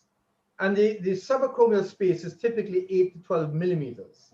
And if you've got a thick muscle, you're going to actually crowd the subacromial space, and that's going to cause impingement and even rotator cuff scuffing and possible tears. So when you talk about prior strengthening, if you want to strengthen the deltoid, that's one thing. But beware of isolating the deltoid and not actually working on the rotator cuff muscles. But then if you're working on the rotator cuff muscles, you want optimal strength, not over strengthening, but you want proper firing and you want proper flexibility. So in answering that question, I'd say that you have to be very careful in devising your program. And there's nothing wrong with prior strengthening of the big outer muscles and optimization of the stabilizing muscles. I hope that answers the question. I think that should be a good answer. I mean, I understand what that means. I'm sure others will. There's one other question. Why do I get pain in my shoulder if I sleep with my arms above my shoulder level? Well, I think what's happening there is that the person is probably getting some impingement. Remember, we didn't focus on the subacromial space today because that's not really involved in throwing athletes. But above the supraspinatus is the acromion, and in between there is the bursa. Now, we don't usually have our hands above our heads like this, but when we do, it puts a lot of pressure on the subacromial area, on the bursa, and on the muscles there. When you're asleep, everything is relaxed, and therefore those stabilizing muscles that are contracting to pull your humerus down are not doing so because they're all relaxed. So you're actually inadvertently pushing your humerus against the acromion, and all of the structures in between are getting squeezed. And so if your bursa is thick or inflamed, if your tendon is thick or inflamed, it's getting forced across the acromion, and that probably is going to cause that's probably going to cause the pain. And so the question is, or the answer probably is, don't sleep with your hand over your head. Wrap it around somebody next to you. I don't know. I think that's an excellent recommendation. Or a pillow. But that's not a very difficult thing to do. I have no additional questions from the chat. We're not seeing any in the chat group or so forth. And just in the interest of time, we would like to move on. So Dr. Mansingh, thank you very much for presenting. Always appreciative, always enjoy your presentations. And looking forward again to future collaborations and future presentations from you. Thanks as usual, Brendan, everybody. Yeah, man. Okay, now we'd like to move on to our third and final presenter. He's a physiotherapist by profession, Mr. Othniel Lamont, currently employed at the GC Foster College since 2017 to present. Othniel trained at the University of the West Indies, where he received his bachelor's in physical therapy. He also we received his bachelor's in physical therapy. He's currently employed at GC Foster College as one of the physiotherapists there that treats when he teaches, and he also treats the athletes that work and train at GC Foster, two of which I've recently sent to him to help them help in their rehabilitation.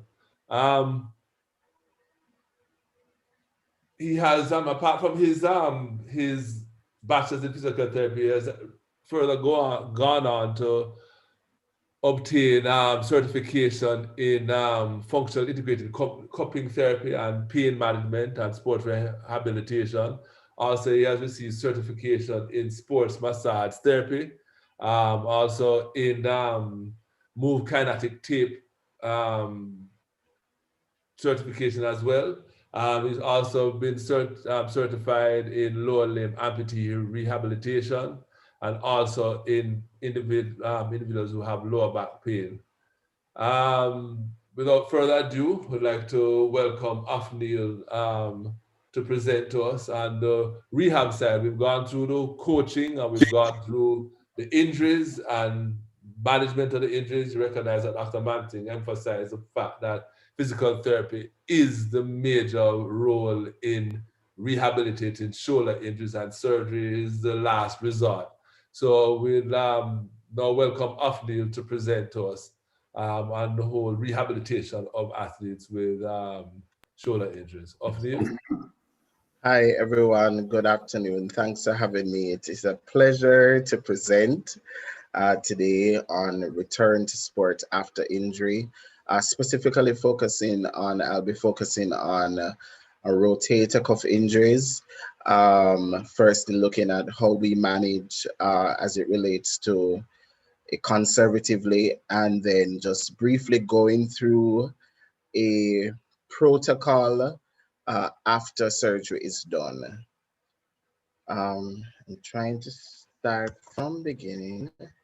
Okay, so I think, are you seeing clearly? Yes, the presentation is okay. You're good. Okay then. Just give me 1 second.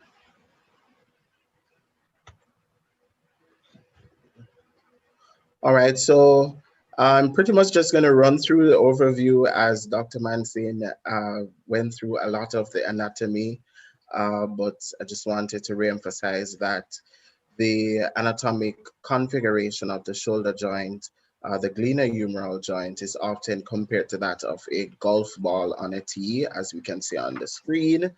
And this is because the articular surface, which is the round head, the round humeral head, is approximately 4 times larger or greater than that of the flat shoulder blade surface, the glenoid fossa. This configuration provides less bony stability than a true ball and socket joint, such as like the hip joint. The stability and movement of the shoulder is controlled primarily by the rotator cuff muscles with assistance from ligaments, glenoid labrum, and capsule of the shoulder.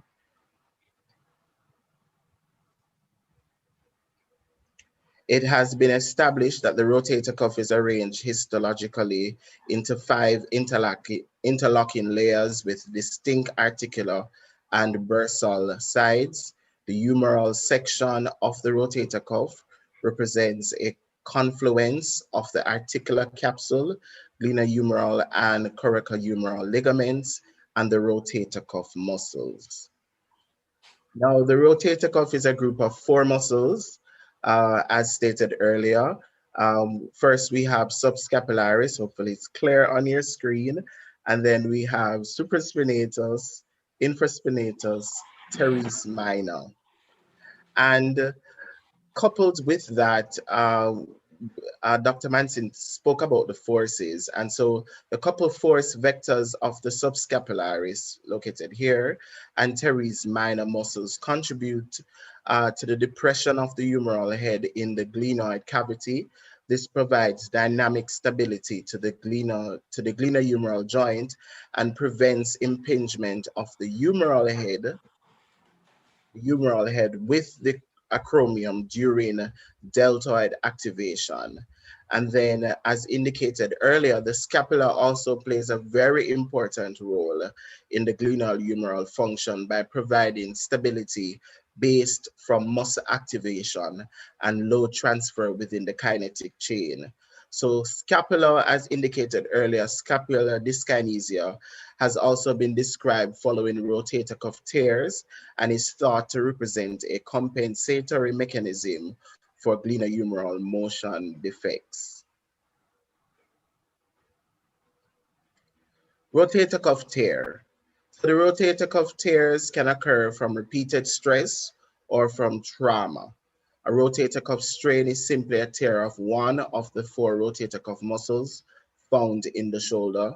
The rotator cuff joint, the shoulder joint, has a very large range of motion compared to that of the hip joint, for example, and often needs to move at very high speeds. As a result, there is a higher risk of injury to the muscles and tendons. Just some general information. Symptomatic rotator cuff tears are thought to affect between 4 to 32% of the population and really appears to be more prevalent in persons of older age. So the older the athletes, throwing athletes, those athletes will tend to maybe have rotator cuff tears.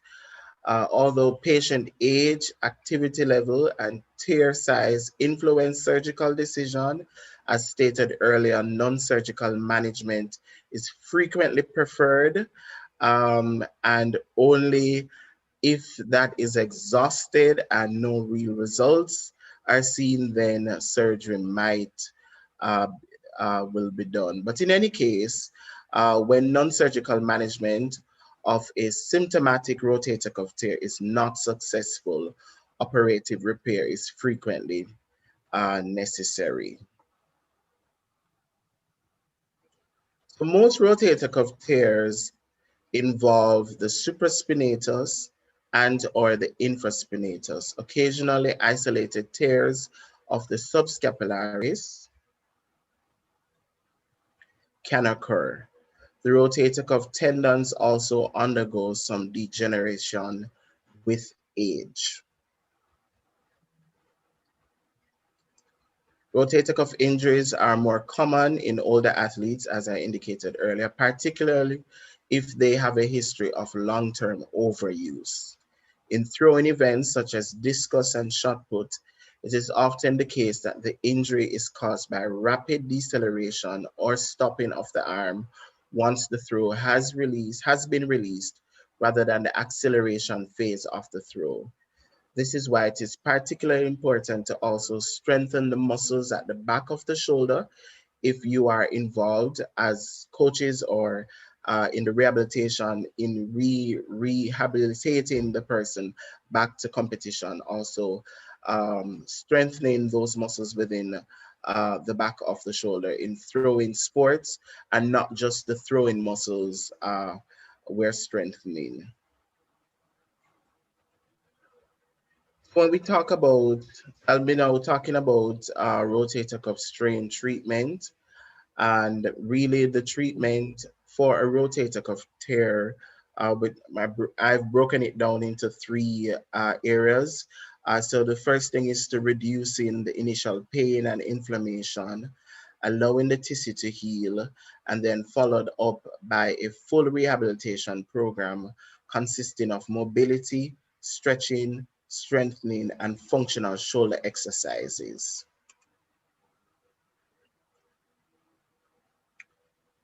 So the rotator cuff strain, I have here broken down the rotator cuff strain rehabilitation program into 4 stages. They are the acute stage immediately after injury, recovery stage, functional stage, and returning to full fitness. Now, the first stage being the acute phase. So the acute phase of rotator cuff treatment really occurs immediately after the injury occurs and will continue until a pain-free range of motion has been achieved and normal daily activities are relatively pain-free. Now, there are 5 aims within this phase. The first 2 being to allow for tissue healing, and then second, to reduce pain and inflammation. So as physiotherapists or persons within rehabilitation, this is where we will be able to use our pain modalities such as TENS ultrasound and other electrical currents, and also cryotherapy is extremely beneficial. The modalities that we use are really based on what the facilities have to offer. And so, for example, it might range from a simple ice pack to maybe shoulder compression braces, etc., based on what you have working with in your facility. Then the other three aims within the acute phase is to prevent muscle wasting, maintain normal movement in the shoulder blades, scapular control, and maintaining fitness. And so I will be going through those three phases, and then after I've gone through those three aims within that phase, I'll be showing some videos with the exercises so that we can visualize all that I would have just said. So the mobility, so preventing muscle wasting, maintaining normal movement in the shoulder blades, and maintaining fitness. So we're really going to be looking at how can we include mobility exercises to regain range of motion in the shoulder joint. And this should really begin as soon as they can be done pain-free. And so as indicated earlier, the first exercise you would normally start off with is really pendulum exercises. And you really, especially if it is that this is a very serious tear, you will begin these exercises. However, if it is that the injury is mild, you can begin with more advanced mobility and stretching exercises. Using a Polder 1, you would progress with those kind of exercises. And also within this phase, you can also engage the services of a massage therapist, specifically to do cross-friction exercises within the area. And the massage therapist can basically start off with simply just applying pressure to the area, and then as the pain reduces, the therapist can go into applying deeper cross-friction techniques. And then when we think about strengthening within the acute phase, we're really thinking about doing isometric or static exercises. And these can begin as soon as they can be done pain-free, right? And then the final thing when we think about strengthening is looking at how we can improve the capsular control using capsular exercises such as capsular squeeze, elevation, or shoulder shrugs. Exercises are important to maintain the correct movement patterns within the shoulder joint as rehabilitation progresses. And then finally, in maintaining fitness, we really want to, so even though we're unable to do upper body exercises and conditioning stuff, you really want to focus on aerobic exercises such as running, cycling, or using a stepping machine should be done in order to maintain fitness and also psychological well-being.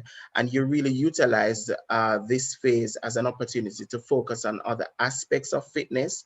So as you would have done your comprehensive assessment of the client or patient, you would then, based on that assessment, you would have maybe found issues again with maybe lower limb that you can begin to aggressively focus on in the acute phase, working through those issues that you would have found from your assessment. So you're working on fitness such as agility, plyometric leg strengthening, and flexibility. And so I'm going to move on to the first exercise so that we're able to visualize, which is the pendulum exercise.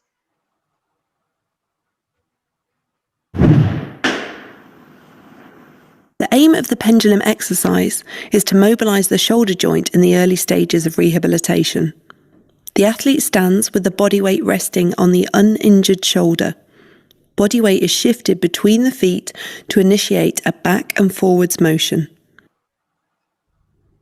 Standing with the feet level at shoulder width, transferring the weight from the right to the left can be used to increase the side-to-side movement.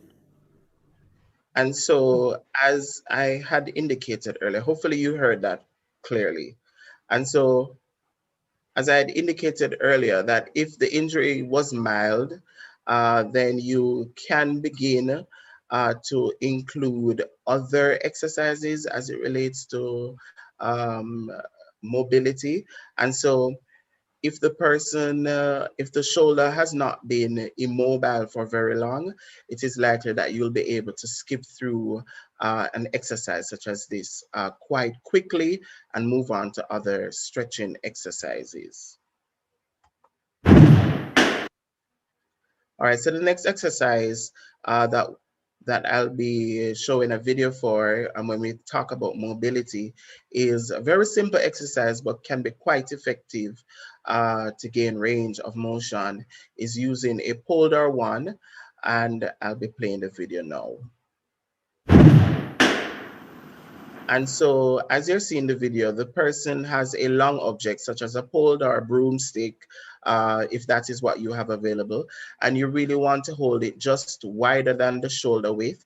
And you are to use the good arm to move the shoulder as high as you can comfortably manage, and stop if it is that it is painful. You really want to try and relax the injured arm so that it is not working. And this exercise can be done in a number of different positions, and you can repeat several times a day, trying to gradually increase range. So on the screen, we're now seeing medial rotation of the shoulder. And so mobility should be done at least once a day, and sometimes 2 to 3 times per day. If any of the exercises are painful, you want to discontinue doing them, and you want to stay within the pain-free range of motion.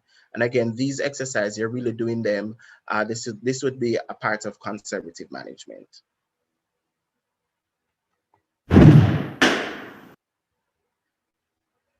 All right, so we're moving on now to the isometric shoulder exercises. It's exercises that I really like to use in the clinic, because I believe, so someone might come to the clinic and they're having pain, and you know, the literature does suggest that I tend not to use a lot of modalities, and I really try to utilize a lot of exercise within the clinic. And so, as we already know, that it's proven that isometric exercises are really can reduce pain. And so I tend to find them very useful, especially because I do not want to break athletes into the thought that without having a TENS or other modalities within the session, nothing is happening. So I tend to really start off with isometric exercises and allow them to see that they do work. And when they see the positive results, they're sometimes even more motivated to do the other exercises as we progress. And so when we're doing the isometric exercises, we really want to, we're not only focusing on one direction, but we're focusing on working the complete shoulder. So we're focusing on flexion, extension, abduction, medial rotation, external rotation, and AD and abduction. And so, as I had indicated earlier, these exercises are excellent to start with because there is no movement, they're static exercises, and they can be performed soon after injury, usually within 3 to 7 days, provided they're pain-free. And again, if for whatever reason the client or the patient might be having pain during the exercise, you can discontinue them. And again, these exercises should be done in a range of different shoulder positions. All right, so the next set of exercises that you can utilize during the acute phase is capsular squeeze exercises. And really the aim is to strengthen the muscles which stabilize the scapula or the shoulder blades during the early phase of shoulder rehabilitation. And so this exercise can be done in standing or sitting, or it can even be performed prone, lying on the stomach.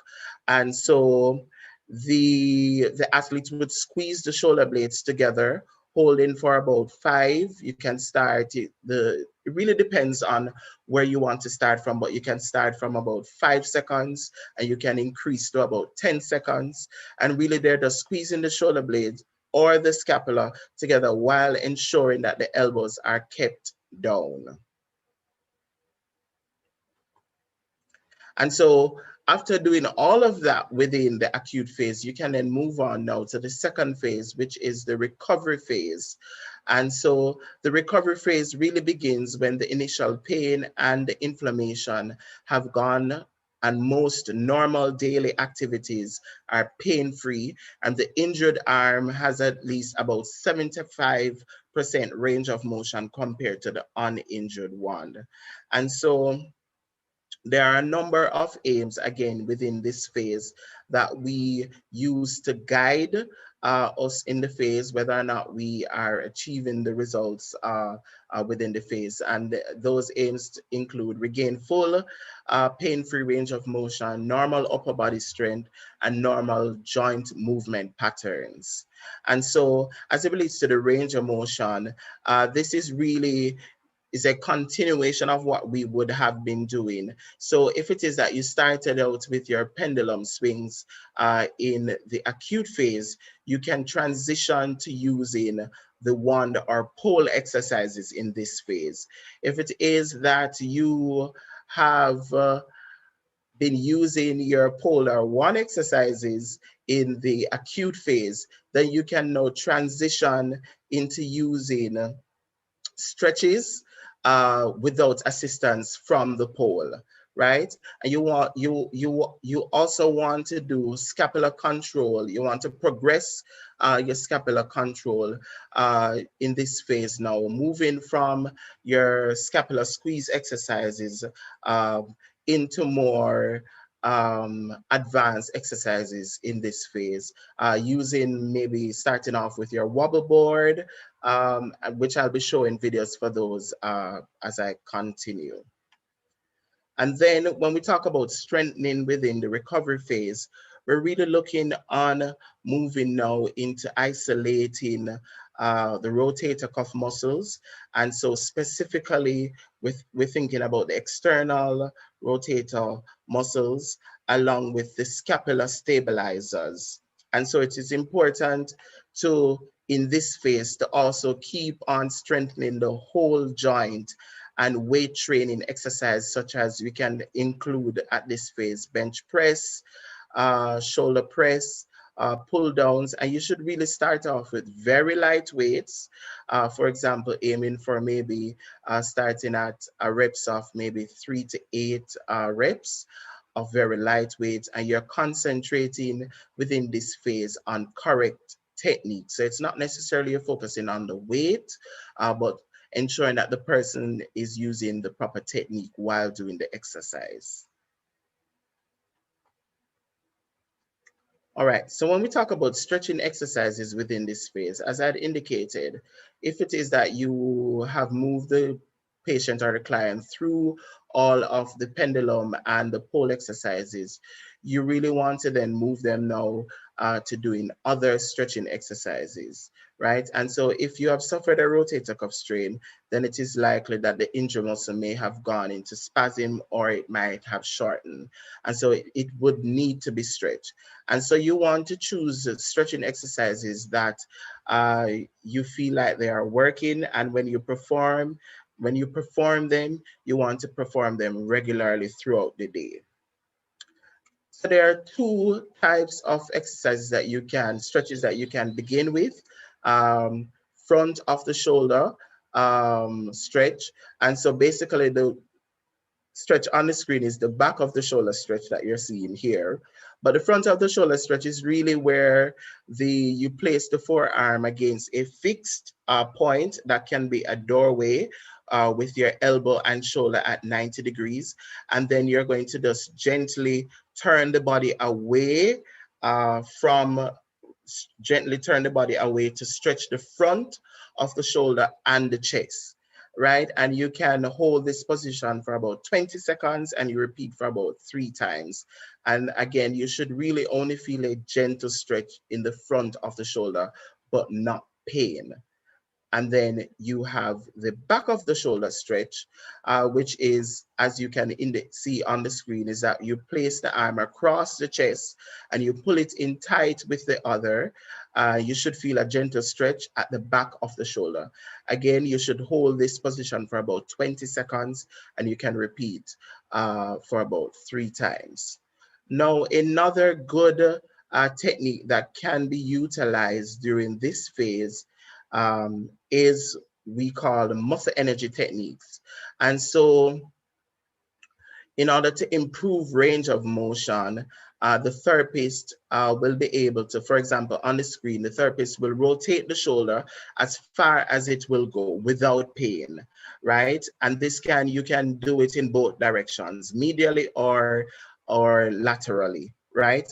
And then you will ask the patient to push against, so where the hand is positioned, right here. So if you're doing, in this case, the hand is positioned in medial rotation.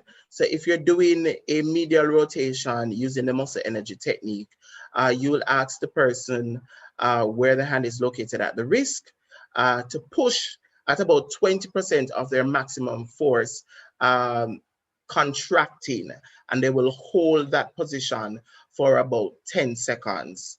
And then after that, the patient will relax, and then the therapist will gently apply a stretch to the muscle to increase the range further. And you can continue this process for about 3 to 5 times. And certainly as you progress within the rehabilitation, you can ask the patient to apply more force or contract, give you a greater contraction throughout the exercise, this particular exercise.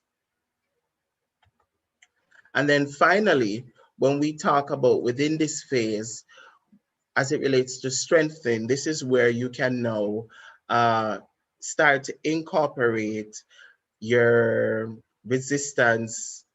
You can start to do resistant type of exercise. And so there are 2 main tools that you can use for dynamic exercise.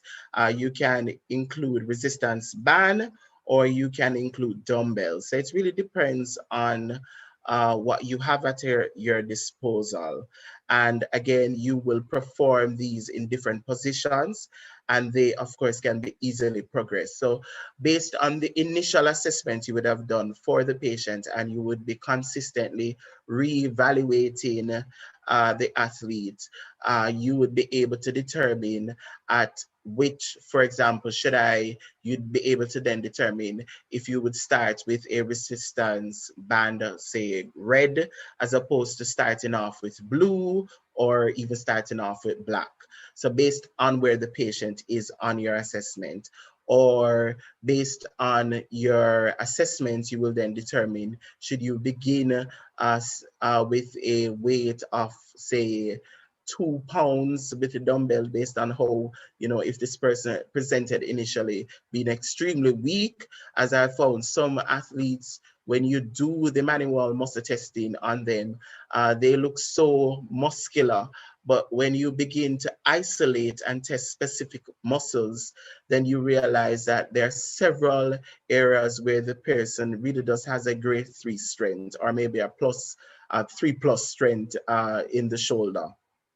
And so that will then determine how you begin the dynamic rotator cuff exercises. And so I'll be showing a video that will basically give us a picture of the different positions and ways you can utilize a resistance band or dumbbell. So on the screen, we are seeing the person performing external rotation, and as you can see, they're showing a posterior view, and then we're moving on to lateral rotation in standing.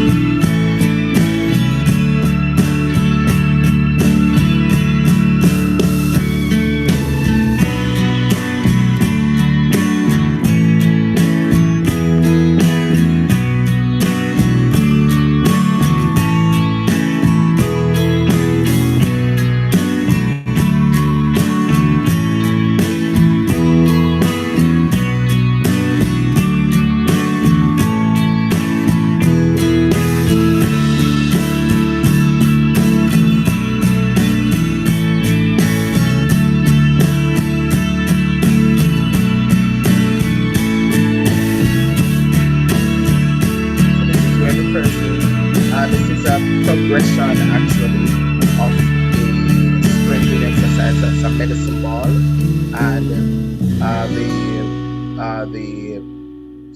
for example, the athlete would be in sitting, and then the arm would be abducted and placed elbow at 90 degrees, and with the therapist and the athlete, the therapist would throw the ball to the athlete, and the athlete would catch and then throw back the ball to the therapist. And so certainly you won't start all of those exercises immediately. And so you'd progress to maybe starting off with 2 or 3. And then as the session progresses, you can build to include more, or you can, based on what you're trying to achieve, you can then substitute exercises to include another exercise, because you're targeting, you're doing it in different positions. And for me, what is very important is to ensure that you monitor the athlete or the client, because sometimes you do the whole exercise, but the technique was just totally wrong. And so I find that specifically when you are working the shoulder muscles or any body part in particular, we have to ensure that the muscles you are intending to activate, or the muscles you're intending to target, are the ones that are actually being targeted in the exercise. And then within this phase, as we had indicated, that stability within the shoulder along with the scapula is extremely important. And so you can't treat only muscles and forget that scapular control is important to getting back the athletes out there and truly having a total picture as it relates to recovery.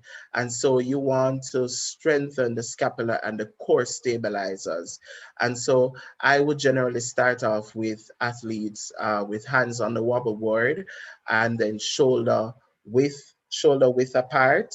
And then you want to start off with a basic version. So a basic version would be as you're seeing on screen, where they're weight bearing through the knees, while both hands are on the wobble board. And certainly this exercise can be progressed to weight bearing through the toes. So you're now activating additional stabilizers throughout the body, acting on in order to improve not just stability from the aspect at the shoulder or scapula, but throughout the body. And so I'm going to basically be showing a video of how this exercise can be progressed.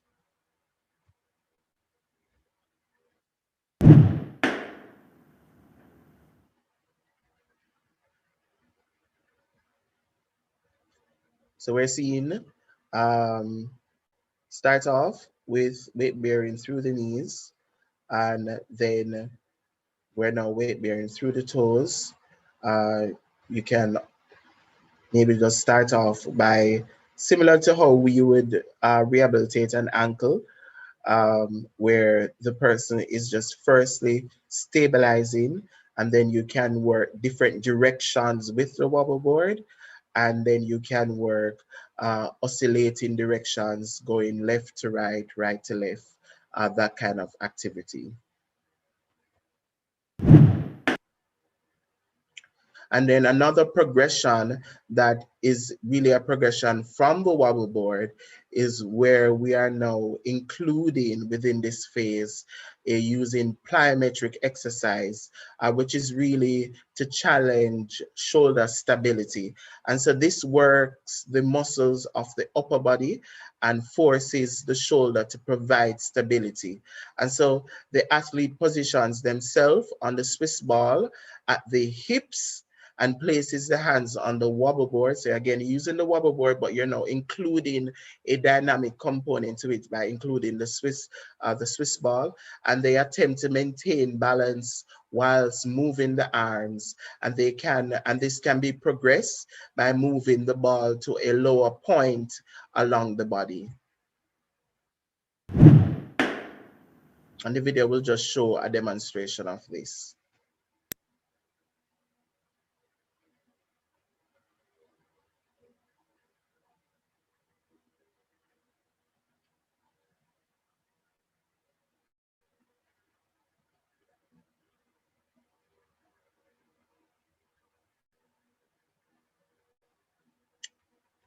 Okay.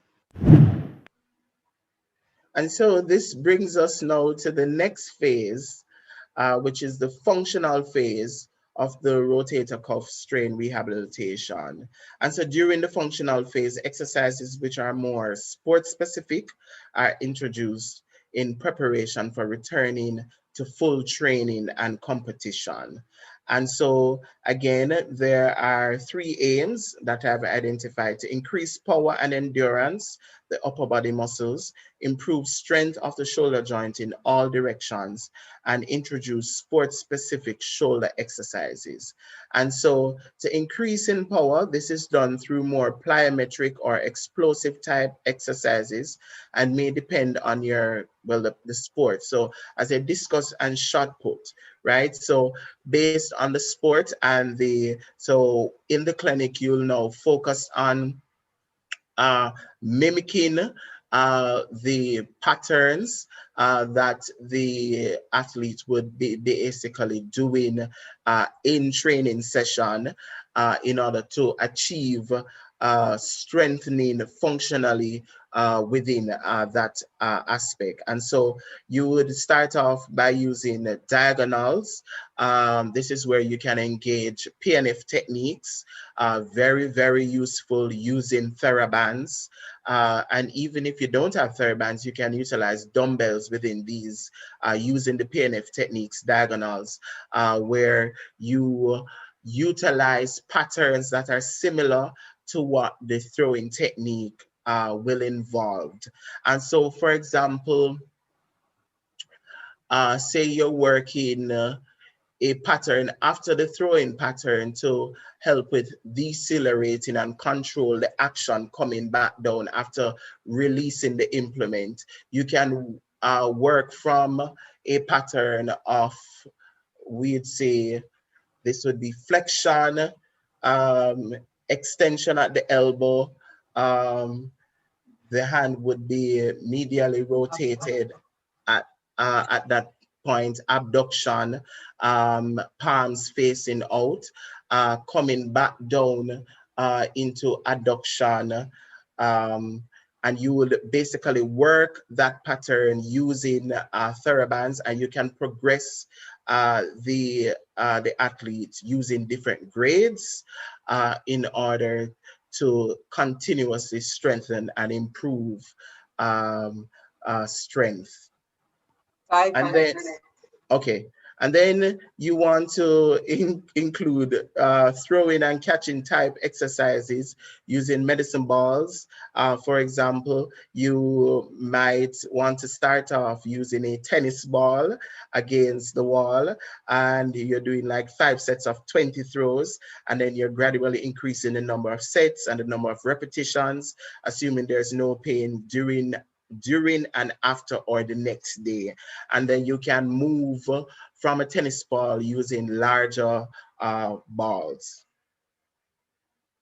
And so I'm going to be showing an exercise that you can utilize, a medicine ball that really focuses on capsular stabilization within this phase in particular.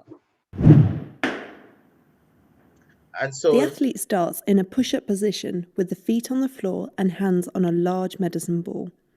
The aim is to maintain balance whilst keeping your shoulder blades rounded forwards. Once this is easy, begin making small circles with the ball. And so this is really a plyometric exercise designed to work the upper extremity whilst maintaining control of the shoulder, right? Let's try and move it quickly. Another example exercise you can use is shoulder toss with using a medicine ball, as demonstrated here. So lying on the floor, the athlete throws the ball overhead to the therapist and simultaneously moves into a sit-up position. The therapist throws the ball back behind the athlete's head so that the athlete must reach overhead to catch the ball. So that is where now you're using, by that time, the athletes would have full range, and you can utilize the gaining of range and including exercises like overhead toss, using a medicine ball. Again, that is additional weight you're using there. All right, another good exercise that can be used is a lawn motion the using a athlete starts with the TheraBand. hand to the And inside so of the it's a opposite good knee, shoulder stability then moves exercise into an used to upright improve position, capsular transferring weight stabilization onto the and back core foot, stability. bringing the hands up And to it the is ribs really a and good squeezing the exercise, shoulder as I blades had together indicated, and down. to stabilize, to help capsular stabilizers, and it targets the biceps brachii, the rhomboids, and the erector spinae muscles. As I had indicated, you also have to include strengthening the other muscles within the back as you are rehabilitating from a rotator cuff strain. And then I wanted to quickly touch on rehabilitation protocols. So conservative versus moderate. And so really there are 2 types of protocols. Some protocols are conservative and some are moderate. And so once the post-operative restrictions have been established, either a moderate or conservative rehabilitation protocol is selected and customized based on patient age, the tear size, tissue quality, security of repair, and additional procedures performed. And so the thing is that the conservative protocol is characterized by either a delay in the initiation of and/or restriction of passive range of motion. And it is common for passive range of motion restrictions to last for about 2 to 4 weeks. And the aim is to minimize stress placed on the repair tissue to facilitate early tissue healing, as opposed to the moderate protocol, which is, as opposed to the moderate protocol, which is characterized by initiating passive range of motion on post-operative day 1 while maintaining tolerable pain levels. And so home exercise program should be incorporated into each phase of the rehabilitation, taking into account the post-operative restrictions that may apply. And so the initial home exercise program may include cervical, elbow, wrist, and hand active range of motion. And the home exercise program should be provided regularly, and it should be individualized to address the observed impairments during the periodic assessments throughout the phases.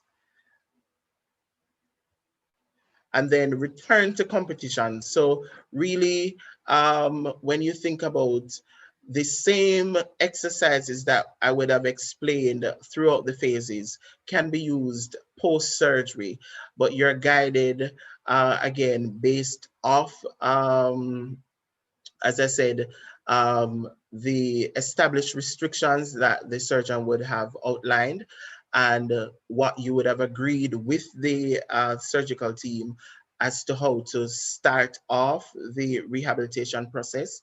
And if it is that they have agreed on a particular protocol, then you're working within the limits of that protocol.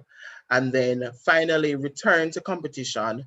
When functional, so at this point, you're really saying when functional exercise have progressed so that the athlete feels back to full pain-free fitness, then a gradual return to competition can be done. And again, it might be a really good idea to only try half of what you would normally do. For example, 3 competitive shot put throws and seeing how it feels the next day, rather than going 100%, you know, and doing, if you're doing 6 throws, competitive throws during training or competition, you'd probably not start off there. And then it is really important to identify, again, the possible causes and for the injury in the first place in order to prevent reoccurrence. And so that's why you would have done the very comprehensive assessment in order to denote all the issues that the athlete currently has, from as it relates from the neck down to the ankle, to ensure that you correct all the issues that might lead to possible injuries. And so if it is that you have an unstable shoulder joint that is going to lead to a lot of movement and weakness in the joint, and so we need to recognize all of these issues in order to prevent a reoccurrence of issues. So if it's poor technique or bad training habits, those needs to be, they will need to be corrected. Sometime I will go to a session just to observe for myself to see as the patient is progressing, how the person reintegrates into the training session, and identify areas that need to be improved as I seek to continue to fully reintegrate the person back to full training and competition. And then again, if you have poor posture, just looking at correcting those. References. Sorry. I utilize Sports Injury Clinic a lot because they have a lot of useful information, and they do quite a detailed work in multiple areas outside of rotator cuff injuries. And I also utilize the clinical commentary rehabilitation after arthroscopic rotator cuff repairs. And thank you. Thank you very much, Othniel. Very informative presentation. I enjoyed looking through all the exercise that you went through to strengthen the different parts of the rotator cuff. And in fact, you answered a lot of questions, that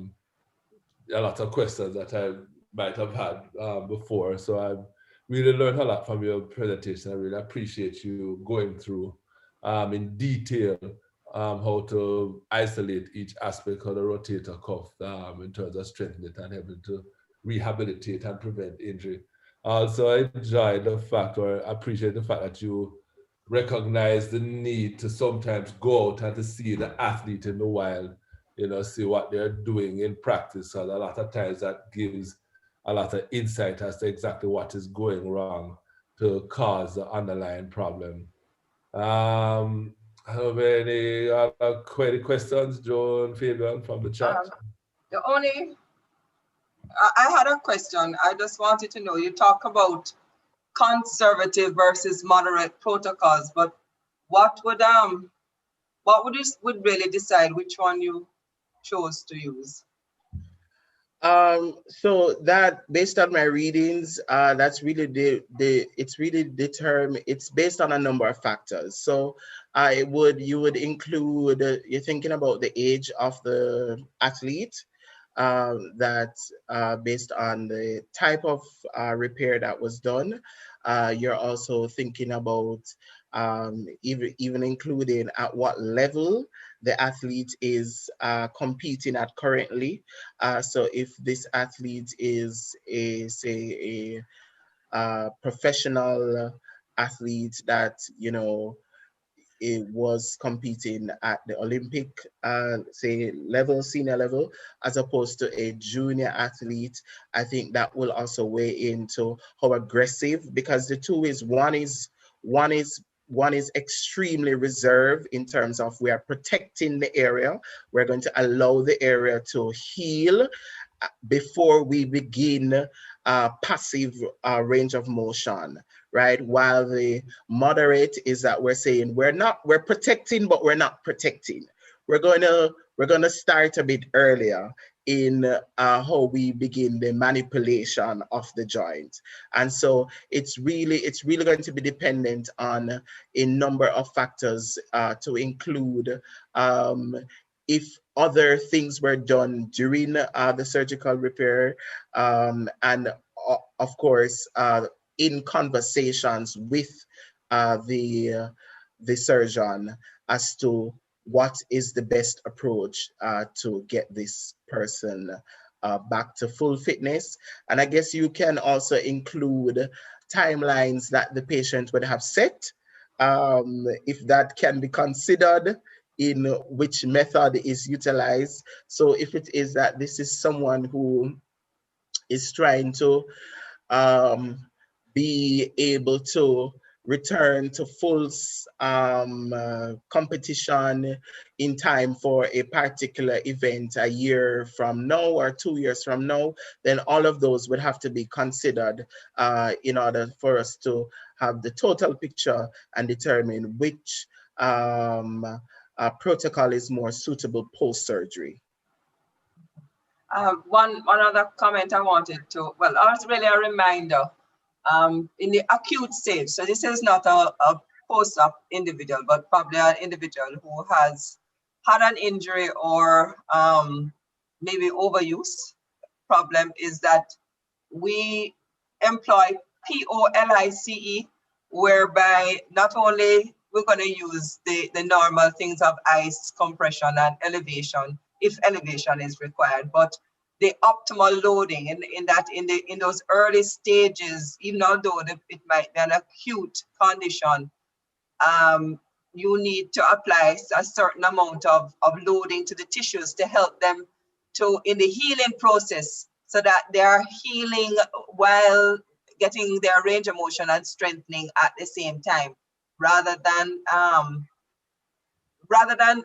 it being a passive or a static type of thing. You want to gradually put some pressure on the tissues in those early days while it is healing. So we have one of the things in sports medicine that I think it is common knowledge now, is that not only are we looking at RICE, but the R has been removed, and we're looking at protection and optimal loading, along with the ice and the compression and elevation. And that's certainly a good point. I know I've experienced that in the clinic, where sometimes student athletes will come and say, "Sir, why am I doing this? And I'm feeling pain, or I just injured the area."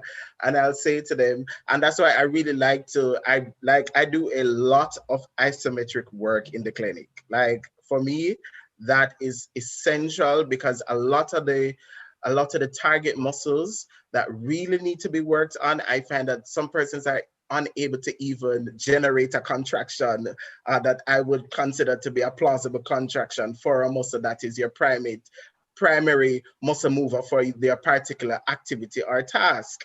And so I spend the time specifically in the earlier phases to correct those things using the isometric exercise to introduce the loading. And then as soon as I can progress you safely, we, of course, maybe sometimes person will say they're unable to tell you, if their pain is 5 or 3. So I'll just utilize facial expressions at times to guide, okay, I'm going to introduce this the next time because you really looked extremely comfortable in the program, and progress them gradually. I think Audrey, you have a question. I see your hand is up. Yes. Yeah, what you're talking about is the RICE, and then they move from RICE, rest, ice, compression, elevation, to PRICE, protection, rest, ice, compression, elevation, and then they moved it to police, protection, optimal loading, ice, compression, and elevation. And I think that is where we're going to probably stay stuck for the next century. But I was curious, Othniel, an absolutely excellent presentation, thank you. I was curious, you said that for shoulder squeezes, they must do it with their arms by their sides. Why? Well, okay. So I generally do it in multiple positions, right? And so there's no one set position you can do it. So you can do it with the elbows at 90 degrees, or you can do it with the elbow being in full extension. Or some persons prefer to do it, the exercise, in prone. It really, so there's not to me, there is not say why not or why to do it, but noting that when based on the other position of the limb, then you're also activating other muscles. And so if it is that my elbow is now in extension, I am activating the extensors of the elbow in order to do an exercise that I'm particularly trying to focus in contracting the scapula. So you have to keep in mind that even if it doesn't matter to the exercise itself, but when, as of course we know as physiotherapists, as you're doing the exercising in each position, there is plus or minus. You're probably gaining something in a position as opposed to what you'd have gained if you had done it in prone as opposed to standing or in sitting. So what you're saying then is that to get pure shoulder squeezing or rhomboid activity, you do it with your hands by your side. Yes, or you can, as I said before, you can do it with your elbows. Right, in combination with other things. Yeah, okay. In combination with other Pure things. versus combination. Okay, thank you.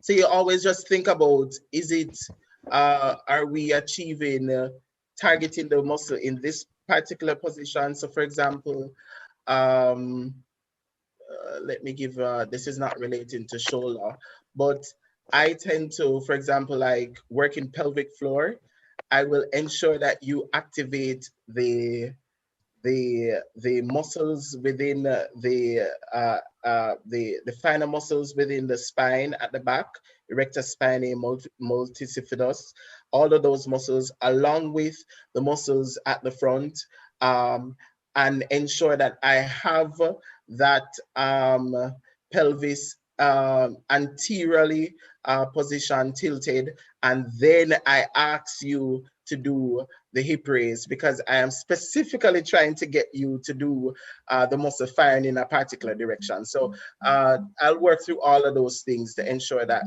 it occurs and I'm achieving what I set out to achieve in the program. Thank you, Afin. I think that was great. Good, very comprehensive. Thank you. All right, Joan, let's take over here to wrap up.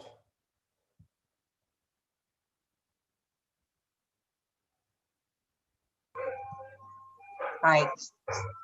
Hi. I'd like to, at this point, ask Justine Edwards if she could do the closing remarks and vote of thanks. Hi, good afternoon, everyone.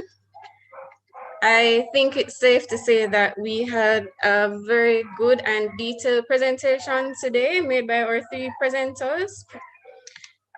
Just to carry home some things, or important things to note, I will repeat what Mr. Julian Robinson had said, that it is very important to, yes, you need to look at the technique, but it's important to look at the athlete or the patient as a whole. He also went into looking at not just speed, but we need to take into consideration the athlete's health, the athlete's balance, core strengthening, power, as well as flexibility. When treating someone, you not only would want to consider, well, you would want to consider these things, as well as considering as a coach, because I'm sure we have some coaches here as well, to look at the goal. So we hear that word being repeated by Afnil and the coach as well. You need to figure out what is the athlete's desired goal and his outcome as well. So for example, if the thrower, we need to know their muscle fiber types, as well as the energy system as well. Moving on to the point where Dr. Akshay Mansingh had said, the key points that we would want to note from his presentation as well. Again, looking at the patient as a whole, not looking at just the throwing aspects, but we would need to consider the kinetic chain. Where is the movement flowing from? So we know that it comes from the foot right up to the trunk, to the scapula, then going into throwing. In regards to the overhead athletes, we'd also have to take into consideration that there is a lot of movement, rotation in abduction. There's repetitive torque, compression, distraction, and translation as well. And with all of this taking place, we'll have significant adaptive changes. If it is that an athlete is injured, even with technique and with strengthening, he had also highlighted the point that it is important that physiotherapy should be the first go-to method of treatment. Reason being is that, as he had said, 90% of these cases, they can be treated without surgery. We can also consider that even when this person has done surgery, only a third of them can function at what their prior level of function or play was.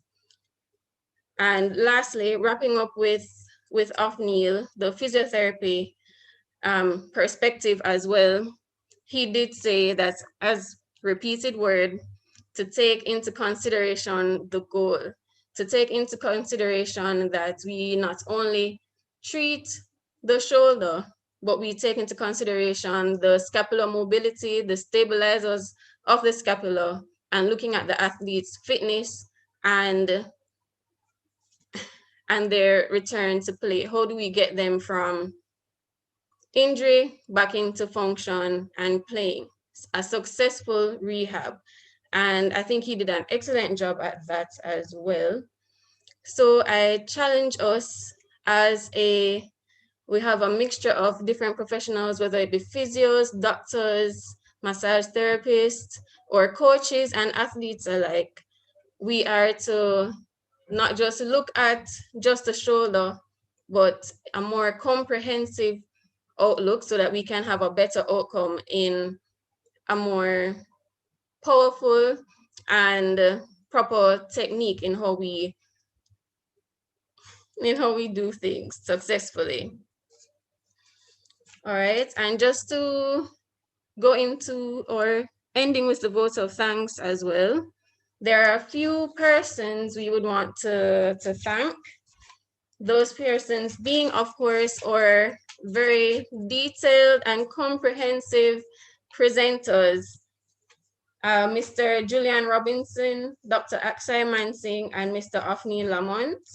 We'd also like to thank the president or moderator, Dr. Kevin Jewin Jones, the educational committee for putting this well thought out Keeping Pace seminar, or Secretary Mrs. R.G. Brown for her timely reminders and taking the initiative to assist us with the planning, as well as the JOA, Jamaica Olympic Association IT support, Mr. Telfo Henry, who had assisted us in setting up the YouTube page channel so that it could allow us to reach a wider audience as well. Just before you guys leave, there are a few reminders as well that I wanted to leave with you guys. So yes, this very well put together seminar was free, but in order to get your soft copy, it's a cost of $500. So you would pay if you are a non-member, and if you are a member but your dues are not up to date, you'd have to pay $500 as well. In order to find out if you are an up-to-date member, please to contact Mrs. Carrie-Ann Gordon Simpson, and we will leave the email hopefully in the chat. And if you are interested in becoming a member of Jamaica Association of Sports Medicine, you can contact as well Mrs. Audrey Haywood Brown, and hopefully her email address will be posted in the chat as well. Usually we would invite you guys to refreshments, but we know, given everything, I'll just invite you guys to enjoy the rest of your Sunday. Thank you guys for coming out and listening in as well. So just take care and keep safe.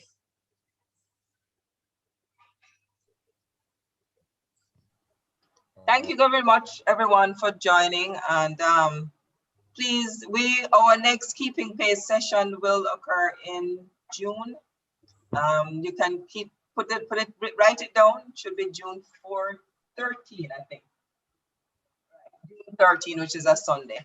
So but we will send out reminders as usual. And if there are any areas of your particular interest, please send that along to our association. You can let us know so that maybe we can plan a Keeping Pace session around that topic or topics. Take care, everyone.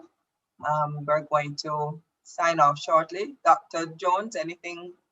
No, I think all has been said. Again, just to thank everyone for attending, both on the Zoom platform and on the YouTube platform. We will edit and post the videos on our YouTube